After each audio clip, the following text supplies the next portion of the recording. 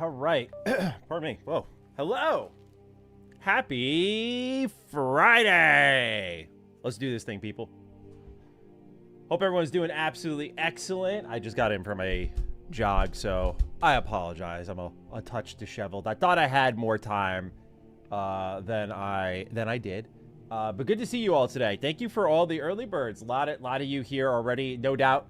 Big news day. We got Fable delayed. We got updates on Xbox's showcase. A lot of Xbox to talk about today, so no doubt we're going to dive right in. But what's going on, everyone? Let's say hello to the early birds. Your boy Flats saying, sorry your Fable got delayed. Matty, appreciate you, Flats. Good to see you. K Juju, good to see you. Cap Caveman, welcome. Supreme Leader, hello. Sean, hello. Master Pants, what's going on? Wyman's, hello. H-Mon was here early. Love to see that. What's going on, everybody? Akimbo, we got here. Zencha's here. Mainstay, we love to see that. Booyah Hippo. I think I butchered your name. Good to see you. Synchro, good to see you. Mr. Big Daddy, Nurse Mayo, good to see the regs. Good to see the regs. Iconic Sanity, hello. Dr. Muffin, Dr. Lupo, what's going on? Flip Flap, Schluberkint, good to see you. Familiar face for a long time now. Good to see you, my friend. Chalky Naki, hello. Squid of Cheeses, hello. Casey Hubbard, what's going on? Zaplevsky, hello, hello, hello. Harold, it is your fucking boy, Matty. Hello. Welcome. Trey, good to see you, man. You're excited to see the juice live? Well, we got juice. We got specifically Robex juice today. Day old Robex juice. They were doing a limited watermelon run. Went out yesterday before some of my work, and I was like, I gotta get my hands on that. Maddie's little trolling on DD this week was hilarious. Thank you. Yeah, I had a good time this week on DD. I mean, one of my predictions already came true, but with that, also a couple of ones Xbox confirmed today were incorrect. Let's catch up with chat, man. So many of you here. So excited, man. Like, I was deciding, like, do I go for a video today? But I was like, no, we missed our Tuesday stream. We're closing in on our deadline push for our game project. So it's between that and showcase season, it's going to be a little dicey for streams these next couple of weeks. But I was like, let me just make up the stream today, do right by that. We already have an Xbox showcase video planned for tomorrow, so we're all good to go. So I'm really excited to just have so many of you here and just talk some Fable, talk some Xbox, talk this showcase, which I got a little bit of mixed feelings on today's news, man. Like, there's a lot of nuance to today's conversation. You know, Fable's delay makes sense. What's the true reason behind it? Of course, you know, Avowed had a similar delay reason, and Avowed, you know, it wasn't, in my experience, the best, but not even just from a preference point of view, but like even quality, bugs, glitches, that sort of stuff is pretty bad. So I don't know if, like, again, it's going to be the same story with Fable. I really hope not for how long it's been development, but also some of Xbox's news today, to me, put a little bit of a pin in some of the what ifs. They kind of firmed a lot up today. Maybe too much. Maybe too much. So we'll see. But man, we got a lot of you here. Melissa, what's going on? Good to see you. Matt, are you doing okay? I've missed you. Dr. Lupo. I'm Joey Dr. Lupo. I'm doing great, man. Thank you. Thank you. Seeing a lot of James Bond love in chat. That's good to see.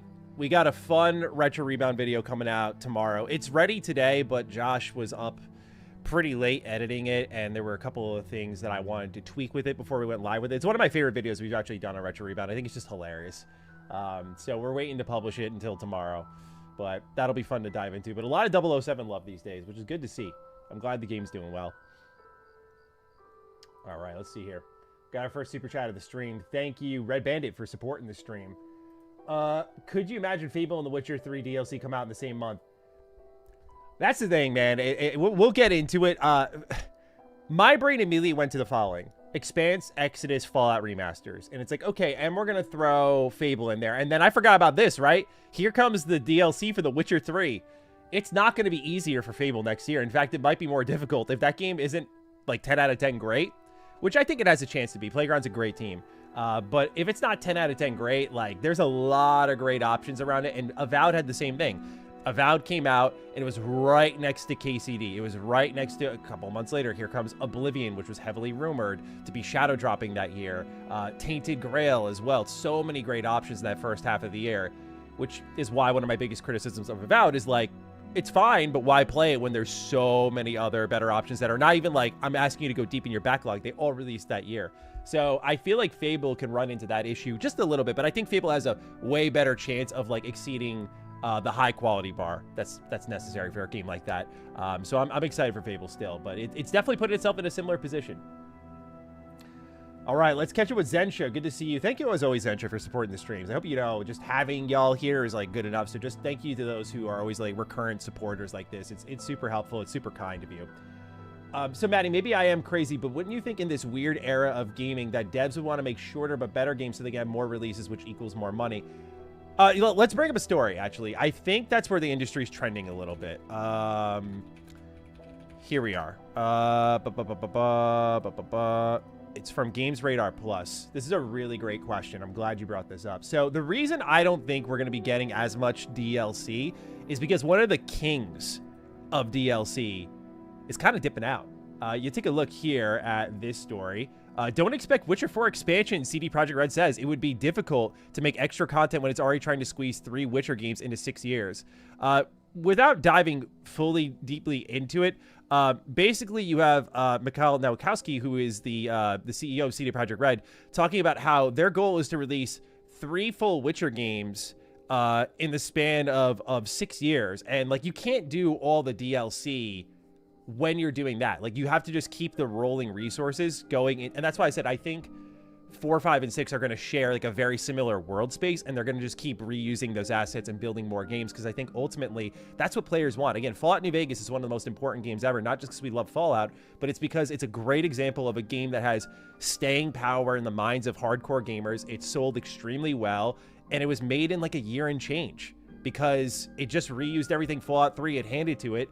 And then Josh Sawyer, as a great director, said, okay, we can't do much in 18 months, so let's just kind of focus on questing, focus on design, focus on the things that we can make more meaningful evolutions with, and that's how we got an amazing game. So I have no doubt CD Projekt Red already gets that with the way they kind of updated Cyberpunk, how quickly they can iterate and kind of tweak existing features into something more meaningful, and just focus on building content, focus on building full games. For me, I've never been a DLC guy. Like, it's always tough for me to get back into DLC, and I think a lot of people share that. There are obviously exceptions where I should have played it, like Blood and Wine, but to answer your question, Zensha, again, like, you know, more releases equal more money. Not always, because then you flood the market too much or something becomes less special. There's a balance. But if CD Projekt Red's like, hey, we're going to have a new Witcher game every 2 years, that's more than enough time to stay engaged with something. I would like a Witcher trilogy in a generation. That sounds great. That sounds like what I signed up for multiple gens ago when I first started gaming, and then it just disappeared this generation. So great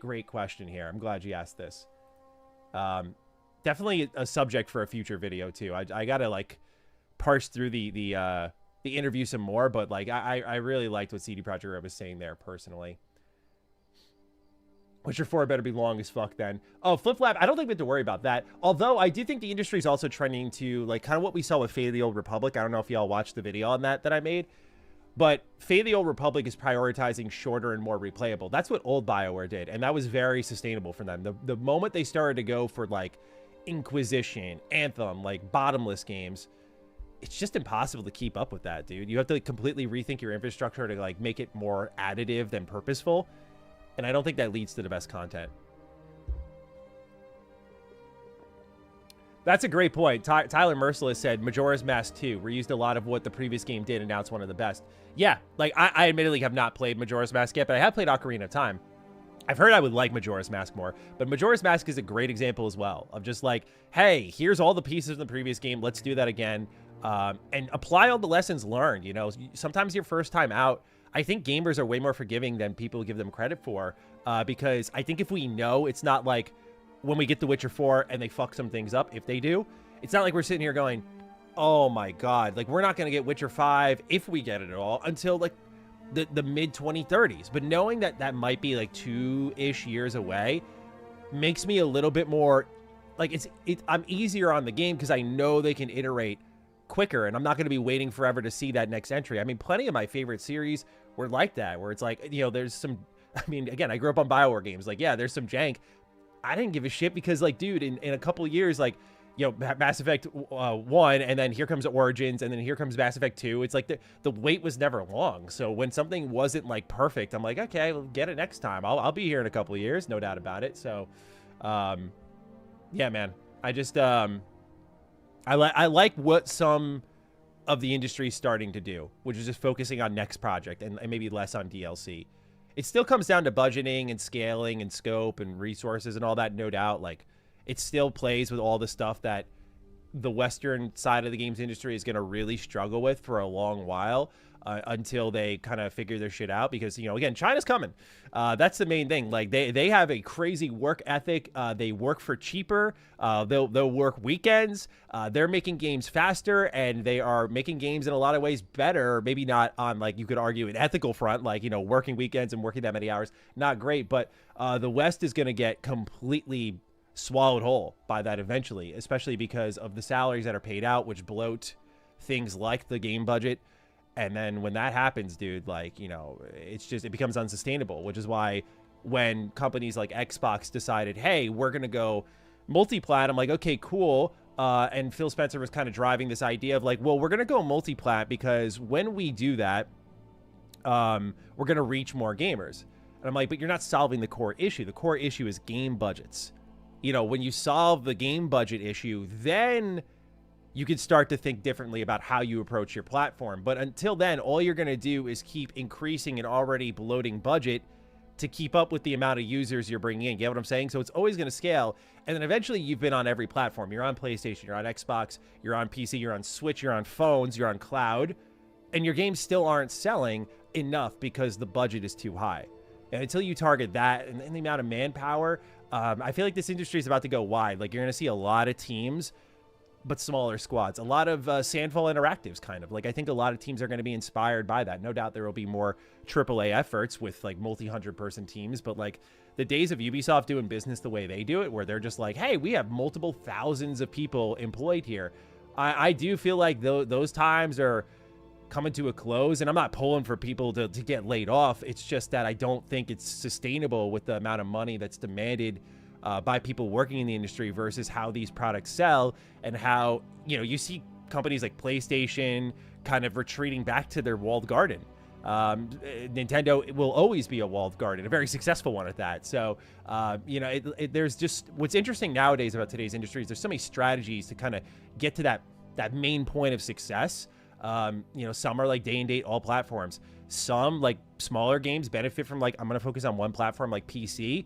And then when I start focusing on going to other platforms, I'll add features that people asked for in the initial release and kind of get a second wave in. Or you could be like Atlas, who does a definitive edition for every game. And I mean, hey, they kind of make it worth it. 4 golden, 5 royal, incredible video games, but they come back around every couple of years. So there's ways you can strategize, and I think that's what we're going to see is some companies with some really clever approaches that work for their fans and ones that just kind of milk them dry. So, Zentra, I hope that answer satisfies. Man, you guys got me fired out of a cannon here. Fuck. This is a good question. Fern asked me, how do you stay hyped for games that get delayed and take forever to release? I don't think I stay hyped. Like, I wouldn't say, like, I'm looking forward to Fable, but now it's just out of sight, out of mind. I'm like, I was already like that last year. At this point, I'm just kind of indifferent to the whole thing, you know? Like, it's just like, okay, I'll see you when I see you, I guess. If you come out next year, sure. Wouldn't be too surprised if it gets delayed again.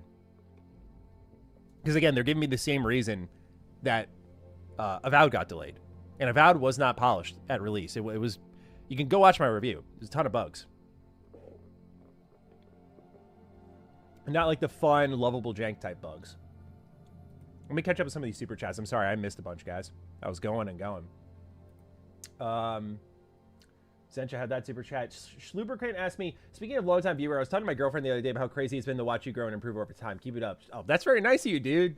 Thank you. Oh. Well, I'm glad to have you here, dude. You've been a long-time supporter, and I'm just very thankful to anyone who's hung with me in the highs and lows. So just thanks for being here. Seriously. Very, very nice of you, man.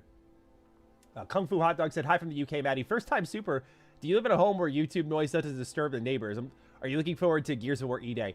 This is a great question, actually, dude. I had this issue. I had this worry at my old office space. I was in an office building that had businesses running on like the left and right of me, and I was on this upper floor, and there were businesses below me as well.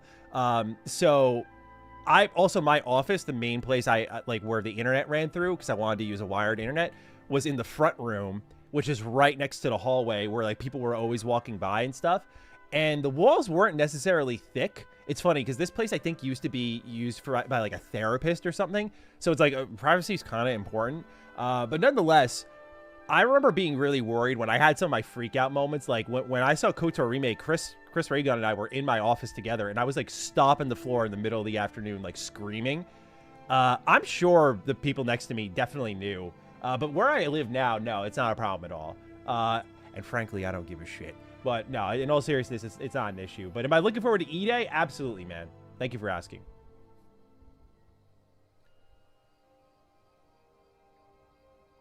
I feel like I have a better experience with shorter games nowadays. RE Requiem was peak, and I just am scared to play. I'm scared to play Crimson Desert just for the sheer size of the game. Well, the Bad Dads, it's a very fair point. And honestly, dude, like, it's also, I don't know, in something like Crimson Desert, like, I put 40 hours in, and I'm like, it's just not worth it right now. Like, I might chip away a little bit later in the year, but I'm just like, this is not giving me anything I'm looking for. I know Maddie's volume is minimum 60%. Am I really that loud? Would you guys say I'm a loud person? Like, I'm told, like, speak freely. I will not take offense. Am I considered a loud person on YouTube? Because I consider myself a quieter person at times. Like, I enjoy the peace and the tranquility and the silence. But when I'm on the mic, like, am I that guy who's just like, do I come across as a hype beast? I try not to. But I'd like to know what the people think. I wonder about that sometimes. I'm like, am I just that annoying dude on YouTube sometimes? I try not to be. Let me get a couple of super chats in here in the meantime. Ice Cap Lord, good to see you as well, my friend. I caved into Switch 2 FOMO in December, fully expecting to get that big price hike when I could have gotten a deck. Of course, this is what I get. Well, hey, dude, Switch 2 is a great pickup. Yes, but I'm the same. Yes. Expressive. Loud, no. Excited, yes. You're on the loud end of quiet. I wouldn't say so. Old Matty was a menace. You drunk volcano. You know that, bro. You know. Zen Master. You have energy. Nah, enthusiastic, but not loud. Okay. Good. All right. I always worry sometimes. I'm like, I feel like sometimes I kick it in overdrive. It's that type of passion. It's that passion that you get where you're like, I notice I try to, normally when I talk, it kind of sounds like this, which is probably the voice I was just talking in, but like, this is my normal talking voice. You can hear it on my podcast. But when I get going like that, something happens to my voice and I just get up, like up there. I start moving my hands and I just like, I go up one octave and I sound like I'm 10 years younger. And it just happens. It's not even like a content voice. It happens in real life. I'll be talking about my favorite food. I'm like, yo, this fucking grilled cheese, man, is so good. Hear me out. So, it's funny. Your voice loudness is fine. Excellent. Thank you, guys. E-hugs to everyone. I'm glad I don't creep you guys out or anything. All right, let's get back to some of these super chats. Let me get the ones that I can put on screen real quick before I lose those as well. Squid and cheese is always super nice. Juice, snack, food, funds. Hey, you help me out with the Robex, man. Mm-hmm. You're awesome, Squid. Thank you. And thank you for the stream. My pleasure. It's always easy to do when you guys are here. I'm very grateful for anyone's support, man. Red Bandit. Do you think the Fable delay was because Xbox already has too many games coming out this year? Yes and no. Contributing factor, absolutely. But I think that Fable was also looking a little rough and needed the time. And I think if it got enough time, it was going to be in November. And GTA was there. So there's like 3 factors at play here. And I think one is polish. So I don't think it's any one reason, but Xbox is smart and they framed it like, hey, we're trying to help you out. When most people are like, I don't give I shouldn't say most people, sorry. Most RPG fans are like, who gives a fuck about GTA? I'm going to play Fable instead. That's at least where I'm at. But I totally get why they wouldn't put it up against GTA. No one should. Zensha, thank you again. I can't help but feel angry and frustrated with that campaign evolved is being almost made entirely by an outsourced team. Halo deserves better, in my opinion. Yeah, like, if you're going to outsource stuff, you may as well do a spinoff, right? That, but also, like, it explains why there might be not great design decisions in this game. I'm hoping it delivers, dude. I'm really hoping it does, but I am a little, I don't know. I got a weird feeling about it. So we'll see. We'll see. Thank you guys so much for your support. Let me just catch up with a couple of the other super chats I missed here. Clay Mordick said, if people continue to buy hardware at high prices, can we really blame companies if they sell out? Selling higher priced units to less people works. Yeah, exactly what I was saying in yesterday's post about just like gaming hardware being just totally cooked. It's like, yeah, they're going to keep selling out. It's about what selling out means, though, at the same time. Like, is it 500 units? Is it 5,000, 5 million? You know, you could sell out at any amount. I could say my special Mr. Matty socks sold out because one person bought the one pair of socks I was selling, right? I'm admittedly playing devil's advocate here. But to be fair, I think The question is, are they mass producing at the same level they were when they sell out, they're making profit? We're back though to this point where now like hardware needs to make, like people are like, they got to break even. I'm like, hardware in gaming at least was always sold as a loss. Like it was always sold as a loss. It was to get you in, pardon me, to the ecosystem. My God, to get you into the ecosystem, they would sell at a loss. So then you would buy the hardware. And then you'd spend a lot on video games instead because they'd make all their money back on just recurrent software purchases. That's how it went. So everyone's like, oh, they got to break even on the Steam machine. I'm like, why? Like, oh, they got to break even on PS5 and 6. I'm like, why? They never used to need to do this. This was like the way the industry worked. Now we got to break even. It's probably because hardware prices are so expensive that they can't eat the cost as much as they used to.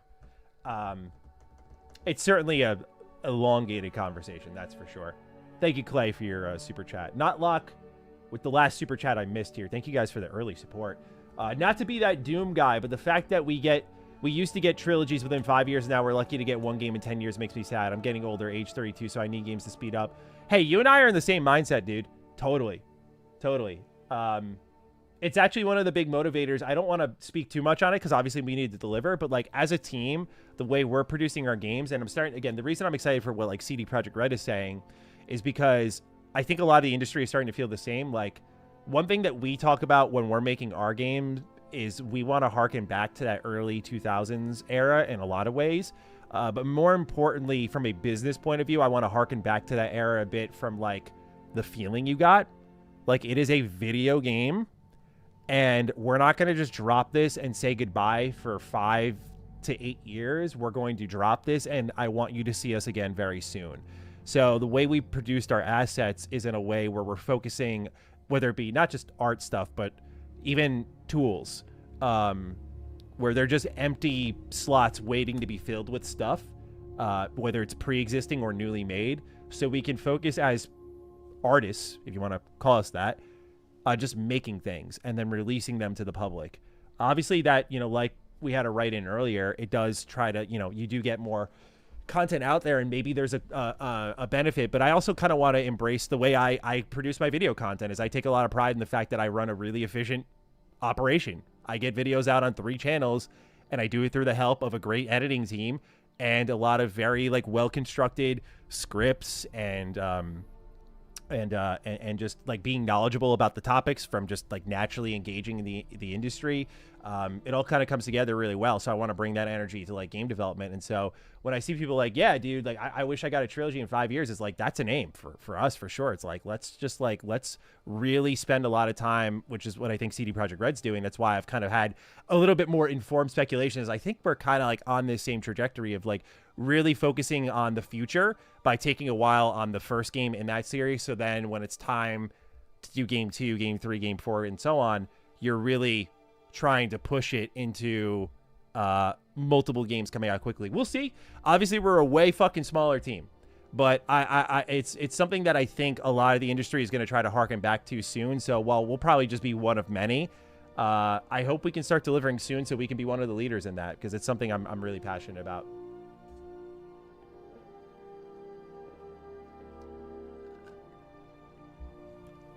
Twelve-year gap between Shovel Knight and Mina the Howler is insane. Yeah, Nerf Ninja.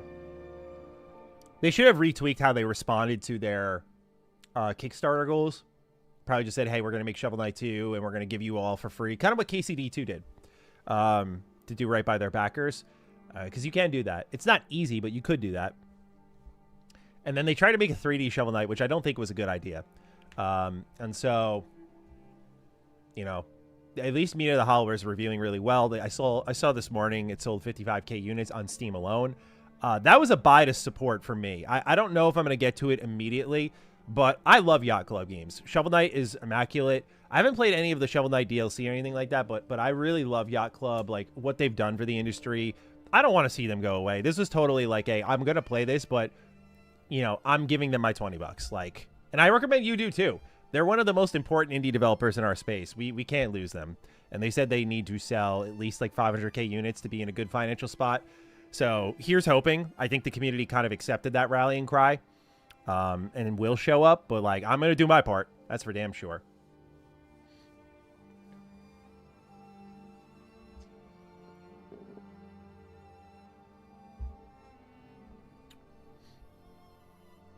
Thank you, Josh Borat. Very nice of you to say. Are you working on a Gothic review? Darth Monkey, no, I am not. I did not request a code for it. After the review / preview onslaught I just did for the last like 2.5 months, I kind of wanted to chill up until like late June, where I know some stuff's coming out, like Adventures of Elliot comes to mind. I'm always forgetting something in June that's coming out, but Gothic Remake, I know I wanted to do a review. I was really going in on it, but I think what happens, I gotta start shutting my mouth, because I said it in my sponsored videos, like, oh yeah, like I'm definitely gonna review this. But like when push comes to shove and you're kind of like going game to game to game, I like a period to breathe, even if it's not necessarily great for the channel, because when you start turning video game playing into content, it feels like shit. So I like to still have some agency, even if it sometimes is like, you know, like I know a lot of you guys would count on me for the next RPG review. It's totally fair. But sometimes I got to be picky, because it's like if I don't give myself that time to breathe, I don't want to get into that phase that I've seen other content creators and like press get into, where they're kind of like resentful reviewers, where they kind of they take it out on the game more than they should. They make uneducated decisions. So it's just kind of out of an abundance of caution more than anything. It's like, okay, I feel a little spent jumping game to game. I've been moving a little fast. I was moving nice and slow to open the year. I played a ton of games for my backlog. I want to do something for my backlog in early June, so that's kind of where my head's at.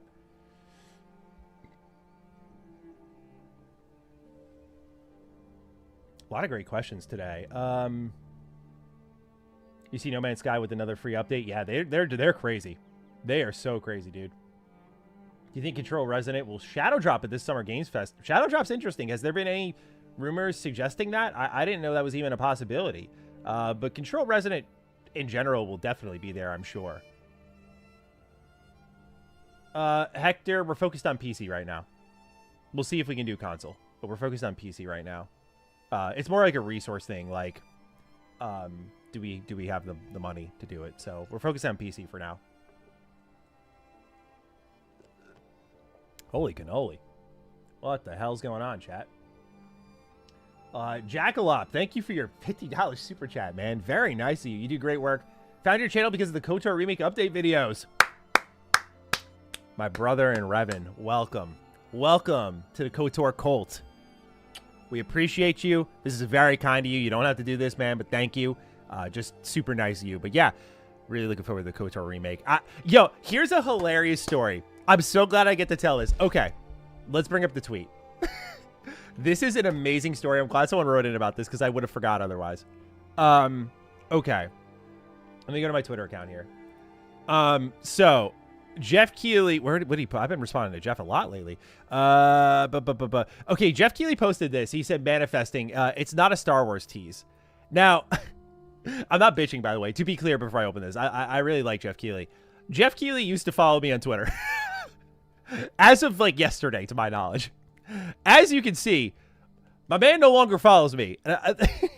And when he unfollowed me, it's because I tweeted him this.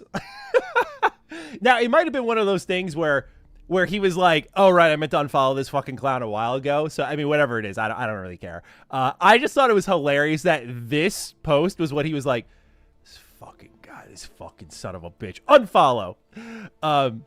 So, yeah, that's your KOTOR remake update for today. Jeff Keighley was like, man, fuck this guy, unfollow.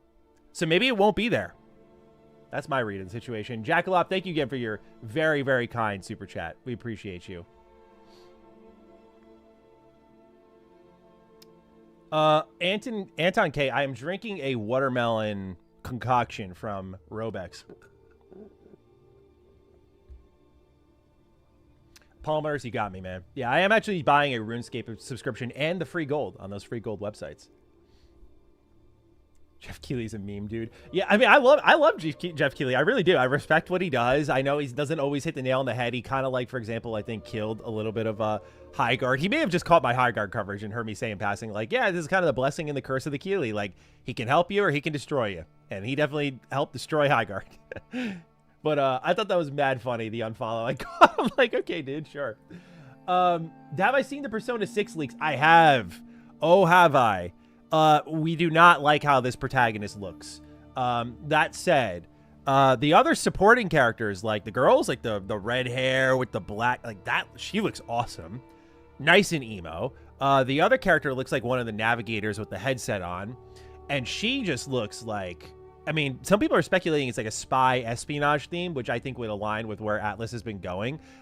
Very politically charged these days, like Metaphor Reimtazio was, in the perfect way. Like it took an analysis of both sides and elections and said something really intelligent, but then tied it into anxiety.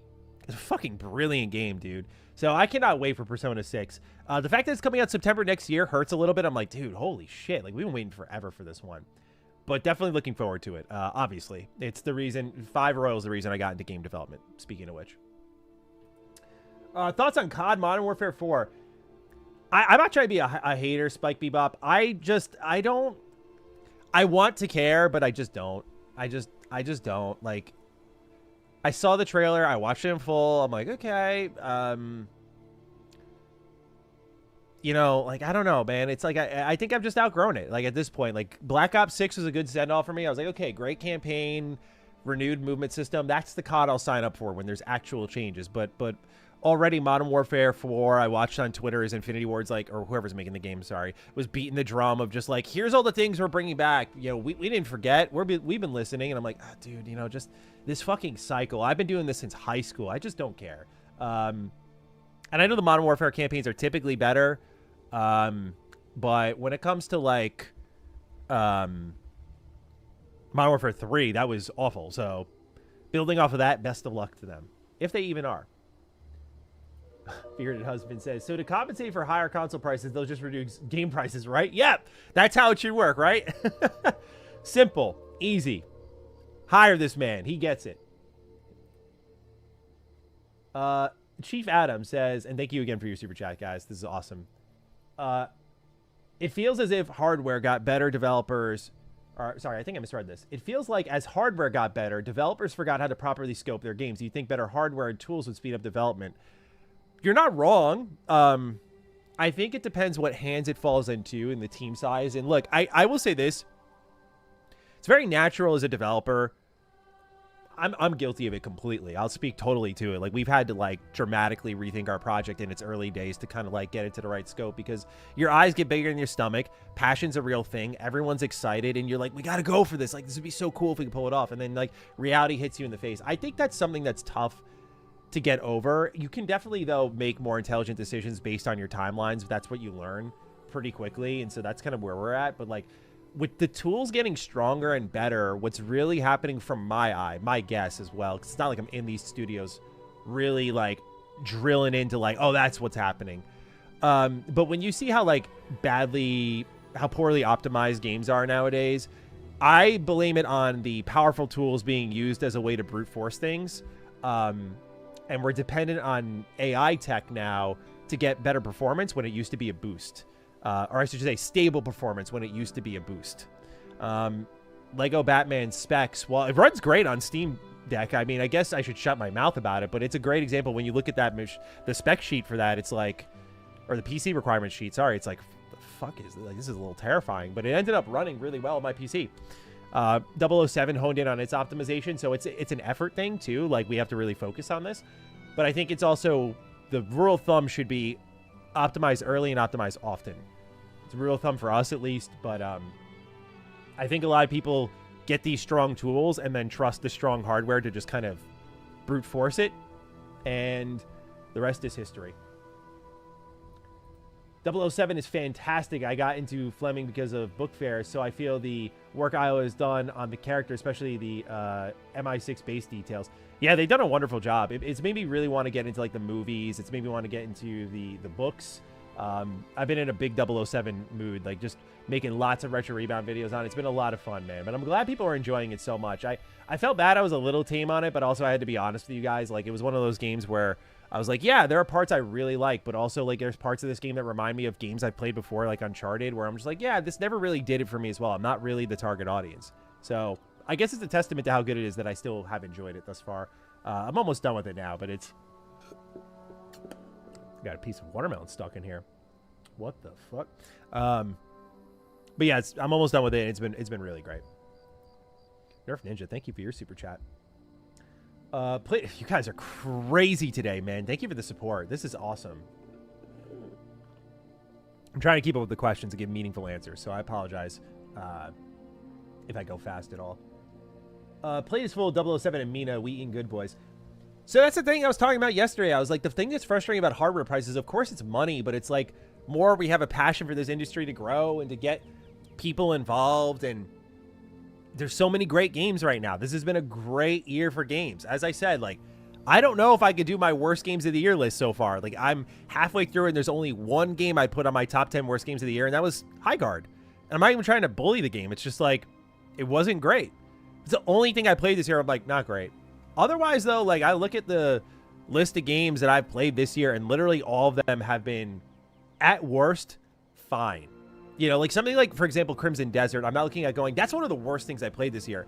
It's definitely, though, like, not really for me thus far. I'm just like, this really isn't clicking at all. But would I call it one of the worst games of the year? It's like, no, this is clearly a great game, just like not for someone like me.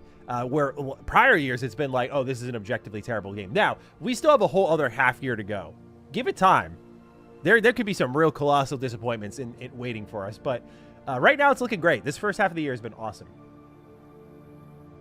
You forgot Mixtape? I haven't played Mixtape yet. I don't really care about that game.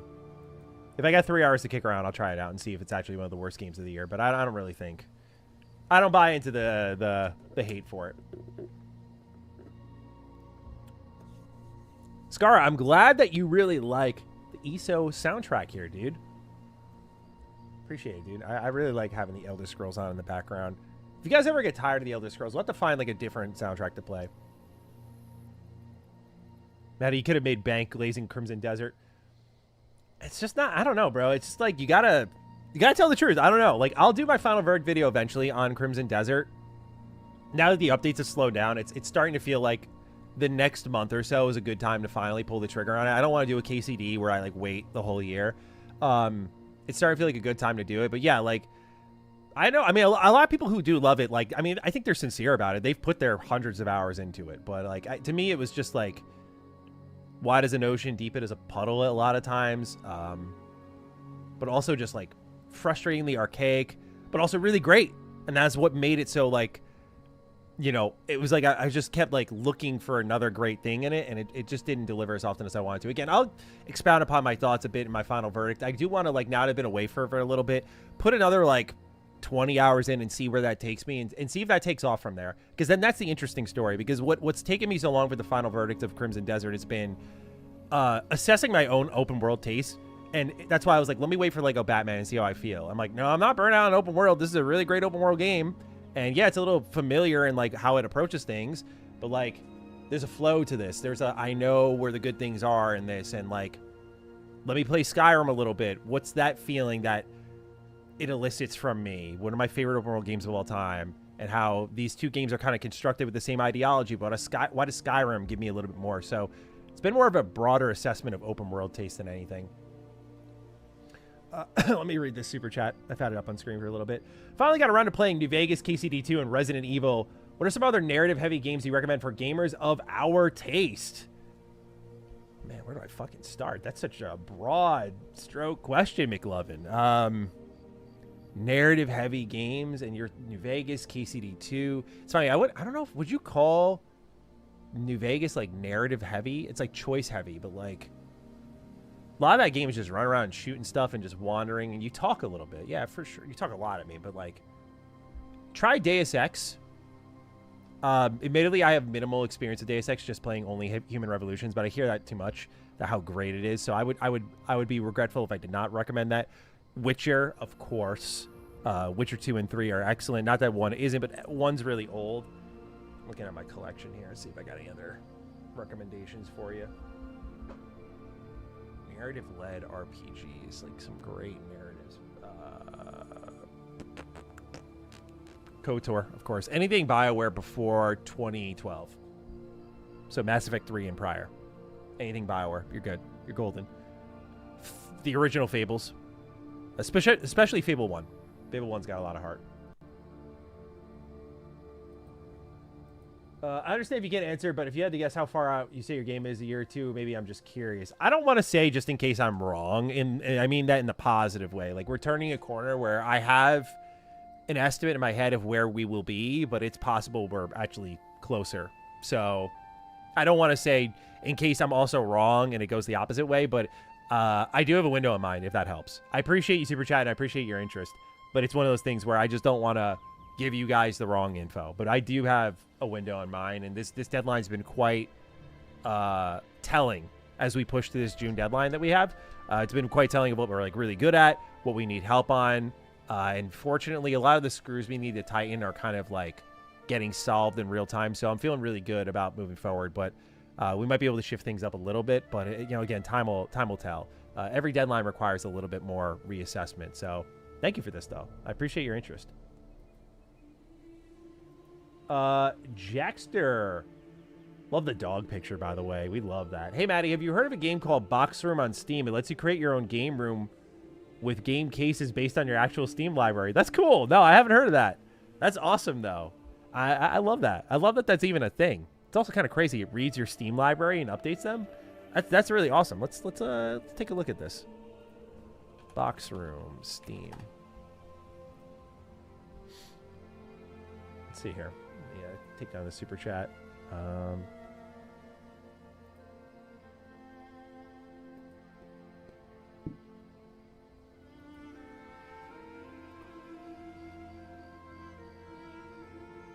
Oh, this is the early access launch date. Okay, I want to see the actual game now. Vampire Survivors. That's great. What? Is that CS:GO? That's funny. That's so funny. I like that. Thanks for sharing, man. That's cool.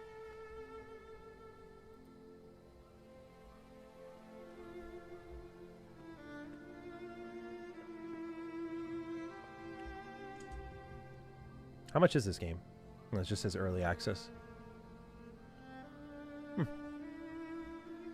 Yeah, it doesn't have a release date. I love that Vampire Survivors is like the poster child for this, though. It's cool.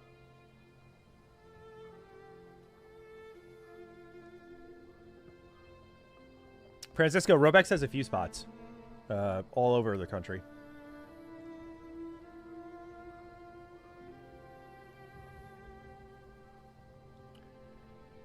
With the Steam machine looking north of $1,000, can we expect a Mr. Matty machine instead? Yeah, James, of course.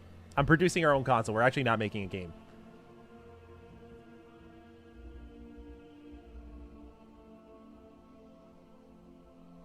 Yeah, no. Canada the Best said Maddie's getting a Steam machine for sure based on his last video. It makes sense for his situation. Yeah, like, so for me, the thing is that I'm always in here and I can't access my Steam library anywhere else but the room I always work in. I'm like in front of these lights and I'm in front of my camera and it's like very much work minded, and that's fine. But I would love to be able to like kick my feet up. My editor Josh has a whole setup where he can run a capture through an iPad. I would love nothing more than to be able to like have a Steam machine out in my living room, which is connected to our TV out there, and record gameplay over there and just like put it all on the, he has like an iPad set up, and record it all on that into an external SSD and then bring the footage into here. God, that'd be excellent. Just to be in a more relaxed setting, because in here like the room's a little small. I can't like put my feet up as easily, that kind of stuff. So you know, it's small problem, nothing I need to solve immediately, but Steam machine would be a big help in all that. I could make my own computer at the end of the day and change the OS and whatnot, but like Steam machine appeals to me because again, it's just I'm a console dude. It's out of the box, very easy. Hey, where's that 007 suit? You should stream with that fit. It is actually right over here, hooked on my door. I could throw it on if I wanted to, but I don't want to sit here and start sweating because this room gets hot. Thoughts on Lord of the Rings game with maybe KCD combat? It's the only thing I hope they don't do. I don't want to have KCD combat in the Lord of the Rings game. They could do something similar, like first-person driven combat, but I hope it's a little bit... The problem with the KCD combat isn't the system itself. It's that the tools they give you are imbalanced horribly. Like, so, you know, Major Tomcat gives you that counter kill ability, and you just use that all game. It's just really easy. Really, really easy to do. And so it trivializes everything around it. So they just need to like either lift up everything around it to make them equally good, which is what you could do in a Lord of the Rings game. You could. Or you could just do a whole different combat system in general. Is it going to be first person is also a question. I hope it is. Or maybe it's kind of like a Bethesda-inspired first and third person. That'd be really cool. That'd be a huge difference maker for me too. Nerdy Giant, thank you for your super chat. Finished 007 First Light. Honestly, 10 out of 10 for me. I miss the Uncharted cinematic formula. I'm okay with movie games like this as long as it's good gameplay, and 007 has that, in my opinion. Sure does. Yeah, the hand-to-hand combat, it sounds like you really liked it. But also it's the flow, like running around, picking up guns, shooting, throwing the gun, punching the guy in the face, running to cover, taking out your pistol, shooting another guy in the head in slow motion. Like, that's a sequence that's very easy to pull off and feels very good in First Light, and you can do that often. So yeah, it's just great gameplay. I want it to be more sandboxy. I was talking about this with Lockmore last night. I just really want the game to crack open a little bit more. It just feels like with all the gadgets and the tools you get, level design needs to be a little bit more expansive. The ways you interact with said level or said people or ways you complete your objective need to be add more options. And I think that's what the sequel will target. At least that's my hope. Because, you know, for example, they flirt with like loadout customization.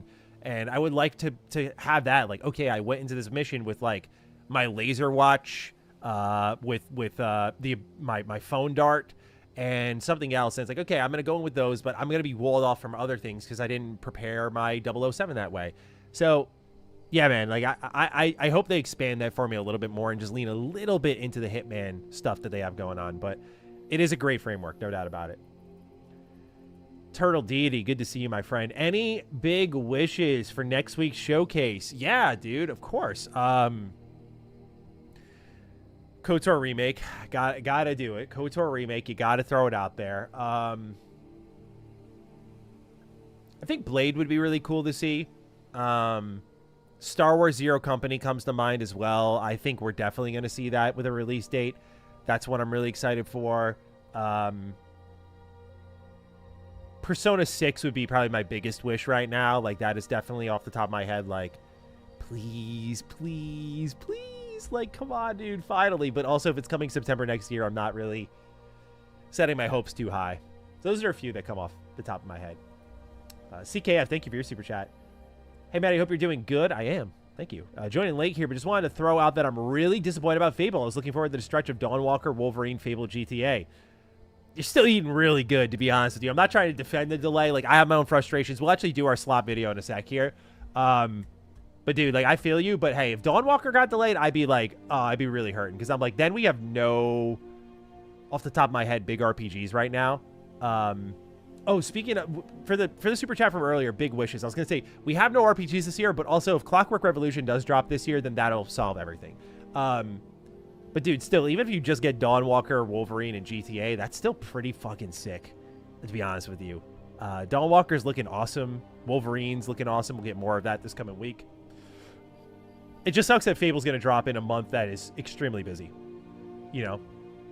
For us as players, it's going to be more painful because there's going to be a lot of great options surrounding it. No doubt about it.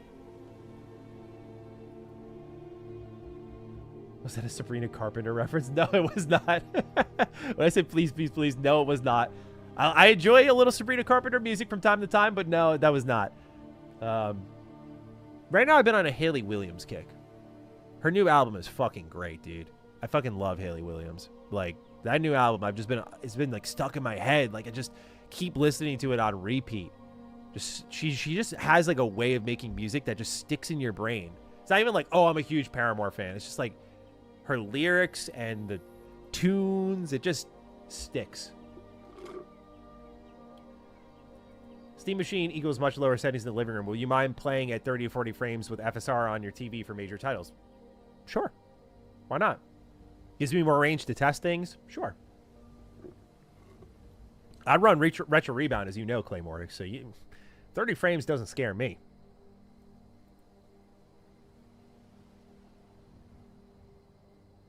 You hear about Dragon Quest 12 restarting development. Yeah, I wasn't really, like, won over by the Dragon Quest 12 trailer. I'm like, oh, more Dragon Quest. Okay. We could have seen that a while ago then. I was more interested in, like, the approach they were taking that was apparently darker. That sounded cooler.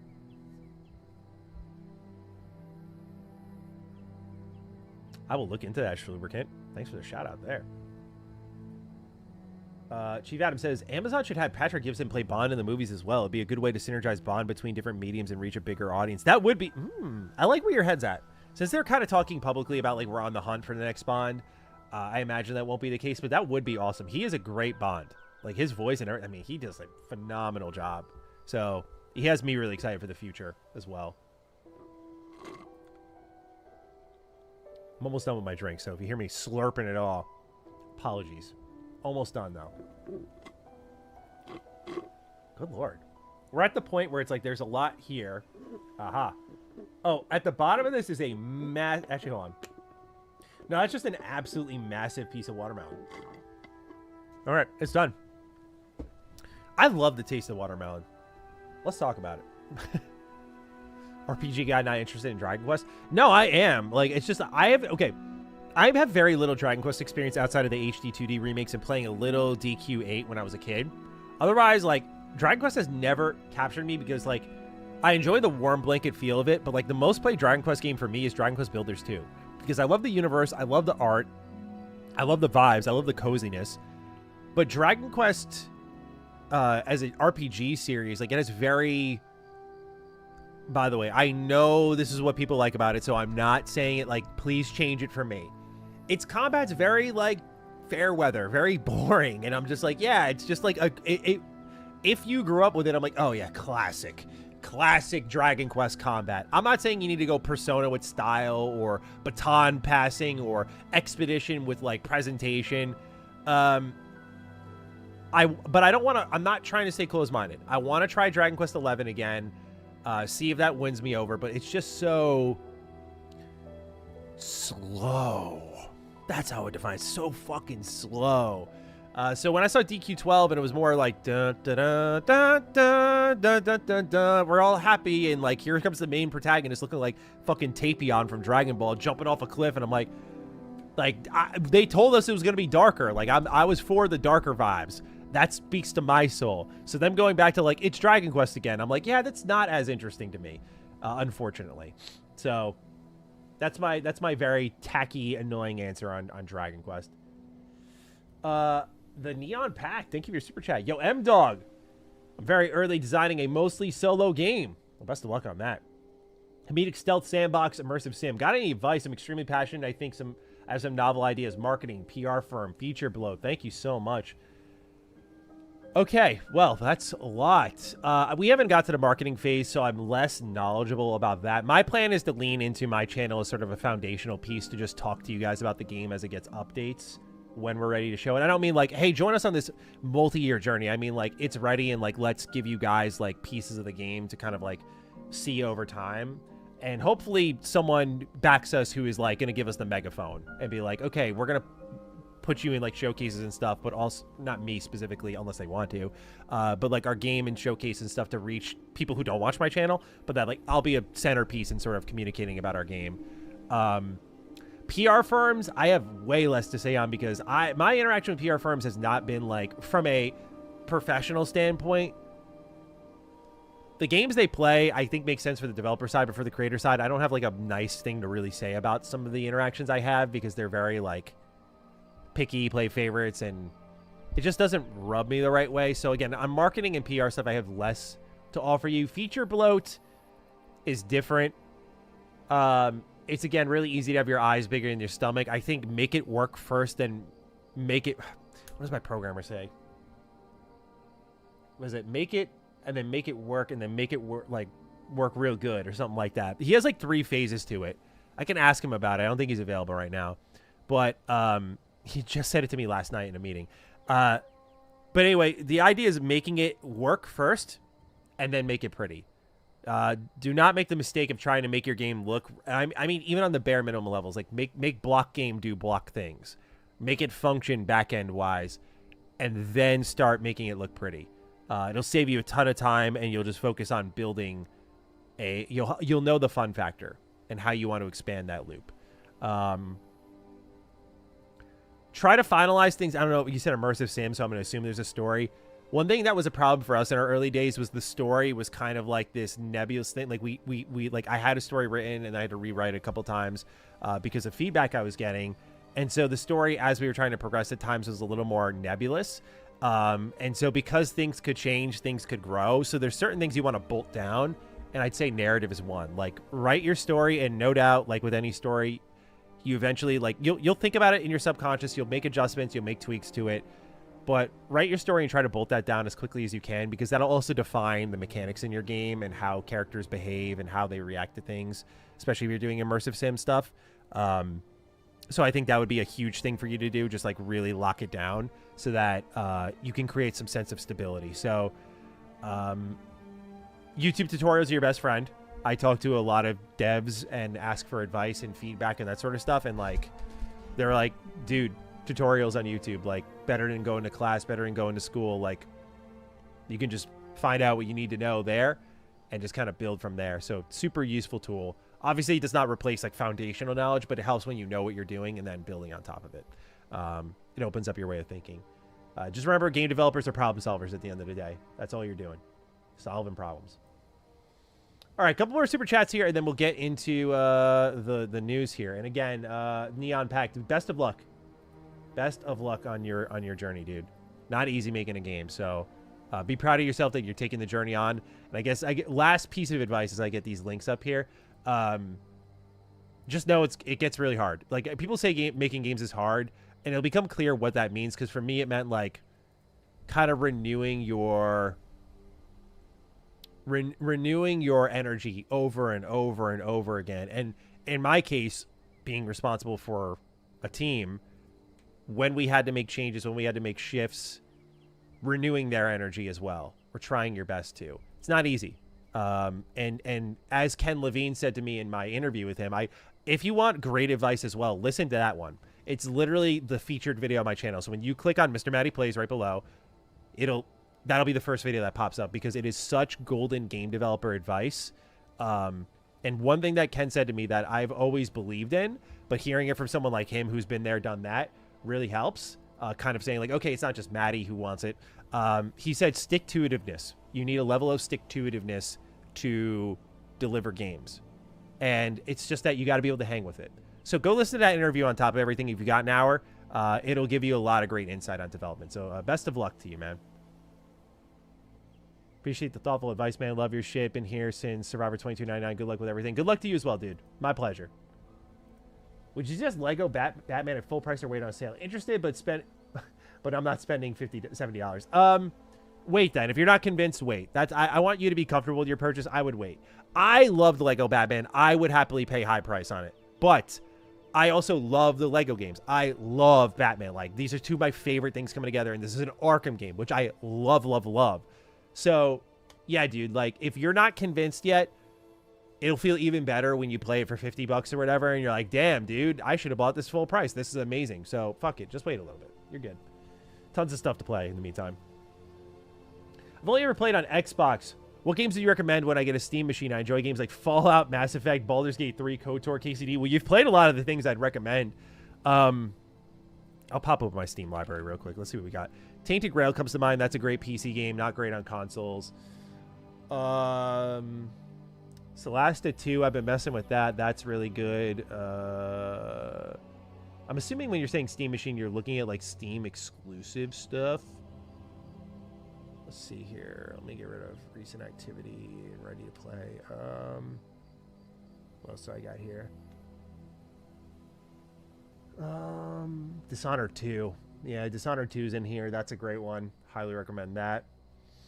Conscript Director's Cut got a PC-focused update. That's a indie kind of survival horror titles based around World War I. Really cool game. I'd recommend that. Let's scroll a little bit more here.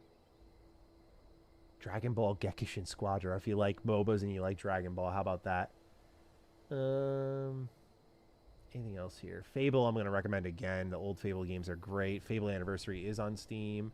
The Half-Life games, I got to get to those, but I know people love them, so wanted to shout that out. I'm looking for other Steam stuff. Indie space really thrives on Steam, so definitely looking at that will help. If you're building really strong PC games like Metro look really good. Metro's a great series in general. Amazing stories. Outer Worlds kicks ass. I like 1 a lot. I love 2 as well. RuneScape. Why not? I think that's about it for recommendations off the top of my Steam library here. The Thaumaturge. I think that's only Steam. And that's by the same team that's making the Witcher 1 remake. So that's worth checking out. That's a good one. Warhammer 40k Rogue Trader as well. I hear a lot of great things about that. If you like Baldur's Gate 3, I think you'll really like that. Why do we keep pushing graphics? To me, PS3 level graphics are good enough. The Last of Us on PS3 is incredible. Lower graphics, more gameplay. Love you, Maddie. Love you too, Joshua. You're speaking my language, so I love you even more now. Completely agree with that. Totally well said. All right, let me pause the music, guys. I think it's time for our first Matty Slop video an hour into the stream, but you guys have been just pouring in the questions and the comments and the ideas and the thoughts, and I've just been having a good time talking with everyone. Let me make sure real quickly everything's nice and centered here when I go through everything. This is centered. This is centered. This is centered. This is centered. This is centered. So is this. And so is this. Okay. Sometimes it bothers me when I forget to do that. Oh, we got one more super chat. Let me hit you up here, Ariammer. Good to see you again, my friend. More expensive the consoles get, deeper into the past in my backlog I go. Yeah, my editor Dan is doing a 2007 run right now, so he's just like, I told him today he should make a video on it. He got like Wii U, like I think it's like a homebrew Wii U, and like he can order dominoes off of it and shit. It's fucking awesome. But I was telling him, I was like, you should make a whole video talking about like your journey, because he just dropped, he's like, the only game I'm taking my PS5 out for is GTA 6. He's like, otherwise, like, he's just been playing games from the past. And I'm like, dude, I deeply yearn to do what you're doing right now. Like, I would just love to go hard on my backlog and just be like, all right, you know, there are games like Lego Batman that I would show up for, no doubt about it. But there's so many games that I'm just like, you know what? Like, I can wait. Basically, just rebuild the backlog. Ariammer, thank you for your super chat. All right, let's do some real-time Matty Slop. If anyone would like to, you can use the meat emoji. I think it's members only. I'm not trying to encourage you to become a member, but like you can also just use the free meat emoji, whatever you want. Feel free to spam the slop, by all means. Let's do this thing, guys. Let me get a sip of water and we'll get rocking and rolling here. All right, say hi to YouTube. Here we go. Ladies and gentlemen, it's time for some Xbox slop, some X slop, if you will. We got some unfortunate news today that Fable would be delayed into 2027.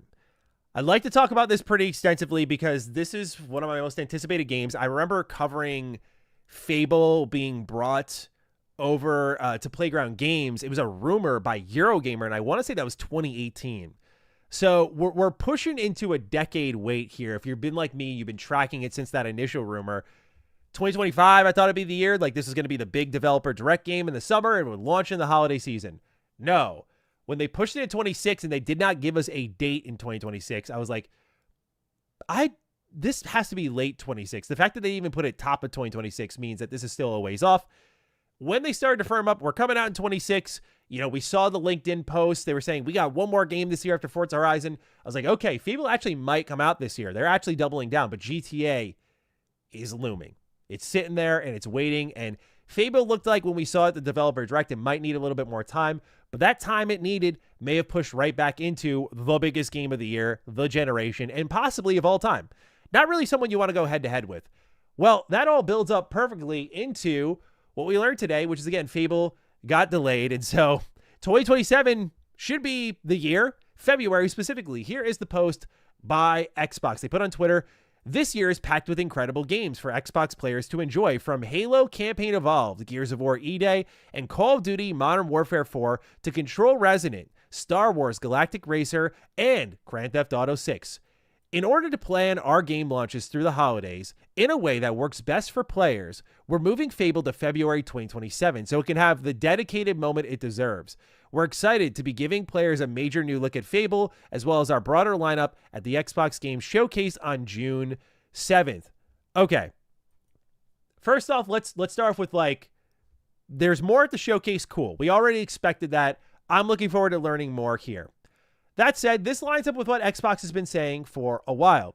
Here's Pure Xbox covering what, again, was said by Xbox boss Craig Duncan. It was in an interview with Games Radar, and he said, quote, I think that we ideally want to space things out and make sure games have their own, as we like to call it, oxygen in those moments. It's just super busy. Our own release schedule is one thing, but then you have everyone else's release schedule at the same time. So the learning was this: let's not put stuff on top of our stuff. And I think we have done that. Let our games have a bit of oxygen, even though it's always been busy and there's never really a free time to launch something. When asked about GTA 6, Craig Duncan said, I mean, it's more that Rockstar Games are going to do what they're going to do. My job is to do what we should do for the best of our games. So yeah, there always are games or other games, and there's always other things we have to consider. So no doubt this is a decision made with GTA 6 fully in mind, because I think Fable probably would have come out this year if, again, this dance around GTA 6. I can't wait for this fucking game to come out. I'm so tired of it. And I imagine December's not clear because that's probably when we're getting GTA Online. Now, the question with the delay that I've been getting a lot in the stream chat, but just what I've been seeing on Twitter, is like, what is the true reason for the delay, right? Because the public-facing reason, again, is right here, that in order to plan our game launches through the holidays in a way that works best for players, we're moving Fable to February 27 so that it can have the dedicated moment that it deserves. This, again, aligns with what Craig Duncan's been saying. At the same time, this is eerily reminiscent of what happened with Avowed. Let's read a 2024 tweet. So many games coming. As such, we're moving Avowed to February 18th, 2027, or 25, to give players backlogs some breathing room. Stay tuned for more from our games across Activision, Blizzard, Bethesda, and Xbox Game Studios at Gamescom, including our August 23rd live stream for a look at Avowed. Like, copy paste, right? Now, with this look at Avowed that we got in February, as I covered in my review, Avowed was not technically ready to go. I'm not looking for super premiere polish from Obsidian, who's one of my favorite RPG developers. And certainly I was not, again, fully expecting that. But as I showed in my review, there were parts where like the combat was just straight up broken. Technically, design-wise as well. Like the game wasn't ready to go fully. I'm sure it's much better nowadays with some of the tinkering they've done. But as I talked about in my review as well with Avowed, like when you launch next to KCD2, one of the best RPGs ever in my opinion, you launch it next to Oblivion Remastered, another kind of Scrolls-like game. Here Comes Tainted Grail, another Scrolls-like game, and Avowed's kind of in that pocket. Avowed's easily, at least in my opinion, the worst of the bunch, where I think it's just like, it's fine, but why bother playing it when there are 3 other absolutely excellent options surrounding it? So this is Avowed all over again in multiple ways. Let's not kid ourselves. Xbox is telling you, like, okay, February is going to be the moment. We already saw a rumor that Persona 4 Revival is going to be coming out in February of next year. But plenty of games are doing the same exact thing, just not as publicly as Fable. Everyone's going to be moving to February. February is historically a very, very popular month to be releasing games. When Avowed delayed into February of 2025, we saw KCD2 dropped, Civ 7 dropped, Monster Hunter Wilds dropped. Not really an uncrowded month at all. So what room for the backlog were we exactly creating there? You're not really doing gamers a favor. So this could be a mixture of things on the reasoning for the delay. I think it is GTA inspired. I definitely think it benefits their catalog as well, that, hey, let's not crowd things, right? This is a response to what a lot of fans were talking about at the end of last year. At the end of 2025, Xbox had Ninja Gaiden 4. They had, what was it? Keeper, as well as the Outer Worlds 2 and the Xbox Ally all dropping in the same month, let alone in some cases the same week. They completely cannibalized each other, even if they are very different style genres, because I know people will say like, well, you know, for example, I mentioned Persona 4 Arrival. It's like, Matty, come on now, Matt. Like they're not going to be, the competing for each other in the same player base. And it's like, yeah, sure. That's totally fair. And that's totally correct as well. But we're at a point now where like people's money is spent. So if someone looked like me who loves Ninja Gaiden 4, but also loved the Outer Worlds 1 and wants the Outer Worlds 2, it's like my money can only go, and time can only go into so many places. So spreading things out is good. So I have no doubt it benefits Xbox in that way. At the same time, I think you got to trust your eyes and trust your gut a little bit here, okay? This game has been significantly delayed. It got delayed out of 2025 very early. Like top of 2025, they're like, there's no chance this is coming out this year. So they pushed it out of 25. Then they pushed it out of 26. Now at least we have a hard month, and that's cool and all. But when we saw the developer direct, Fable was looking a little rough in some pockets. People already covered that with some of the early trailers with characters' faces and whatnot. No doubt that was hyper-examined. There were parts of the game that were actual gameplay that people thought weren't real, which was a big compliment to Playground. And this is their first RPG, and it's an ambitious one. And they're also kind of like, this is the biggest game that they've had to launch as Xbox since Starfield, probably, where they need to nail it. So when I saw during the developer direct, like, oh, this game doesn't look like it runs very well. Yeah, you probably want to take a little bit extra time, I would say. So all this lines up. However, Fable is finding itself in a pocket where I just mentioned Persona, Expanse, another Mass Effect style RPG, targeting early 27. Exodus, another Mass Effect inspired RPG, targeting early 27. So what Fable is doing by avoiding GTA is stepping into a absolutely like entrenched space of RPGs, JRPGs, all of which are very compelling, right? Like you have a lot of ex-BioWare dudes working on Exodus. You have Expanse, which looks really great. You've got Persona 4 Revival, which speaks for itself. And then here comes Fable, which no doubt has its own community, its own fan base, and is going to be positively massive. So I have no doubt it can dominate there, but it's stepping into just as much competition. And that's just based on what we know thus far. We're recording this right now before Summer Games Fest, before the Xbox Showcase, before all this stuff, the state of play happens.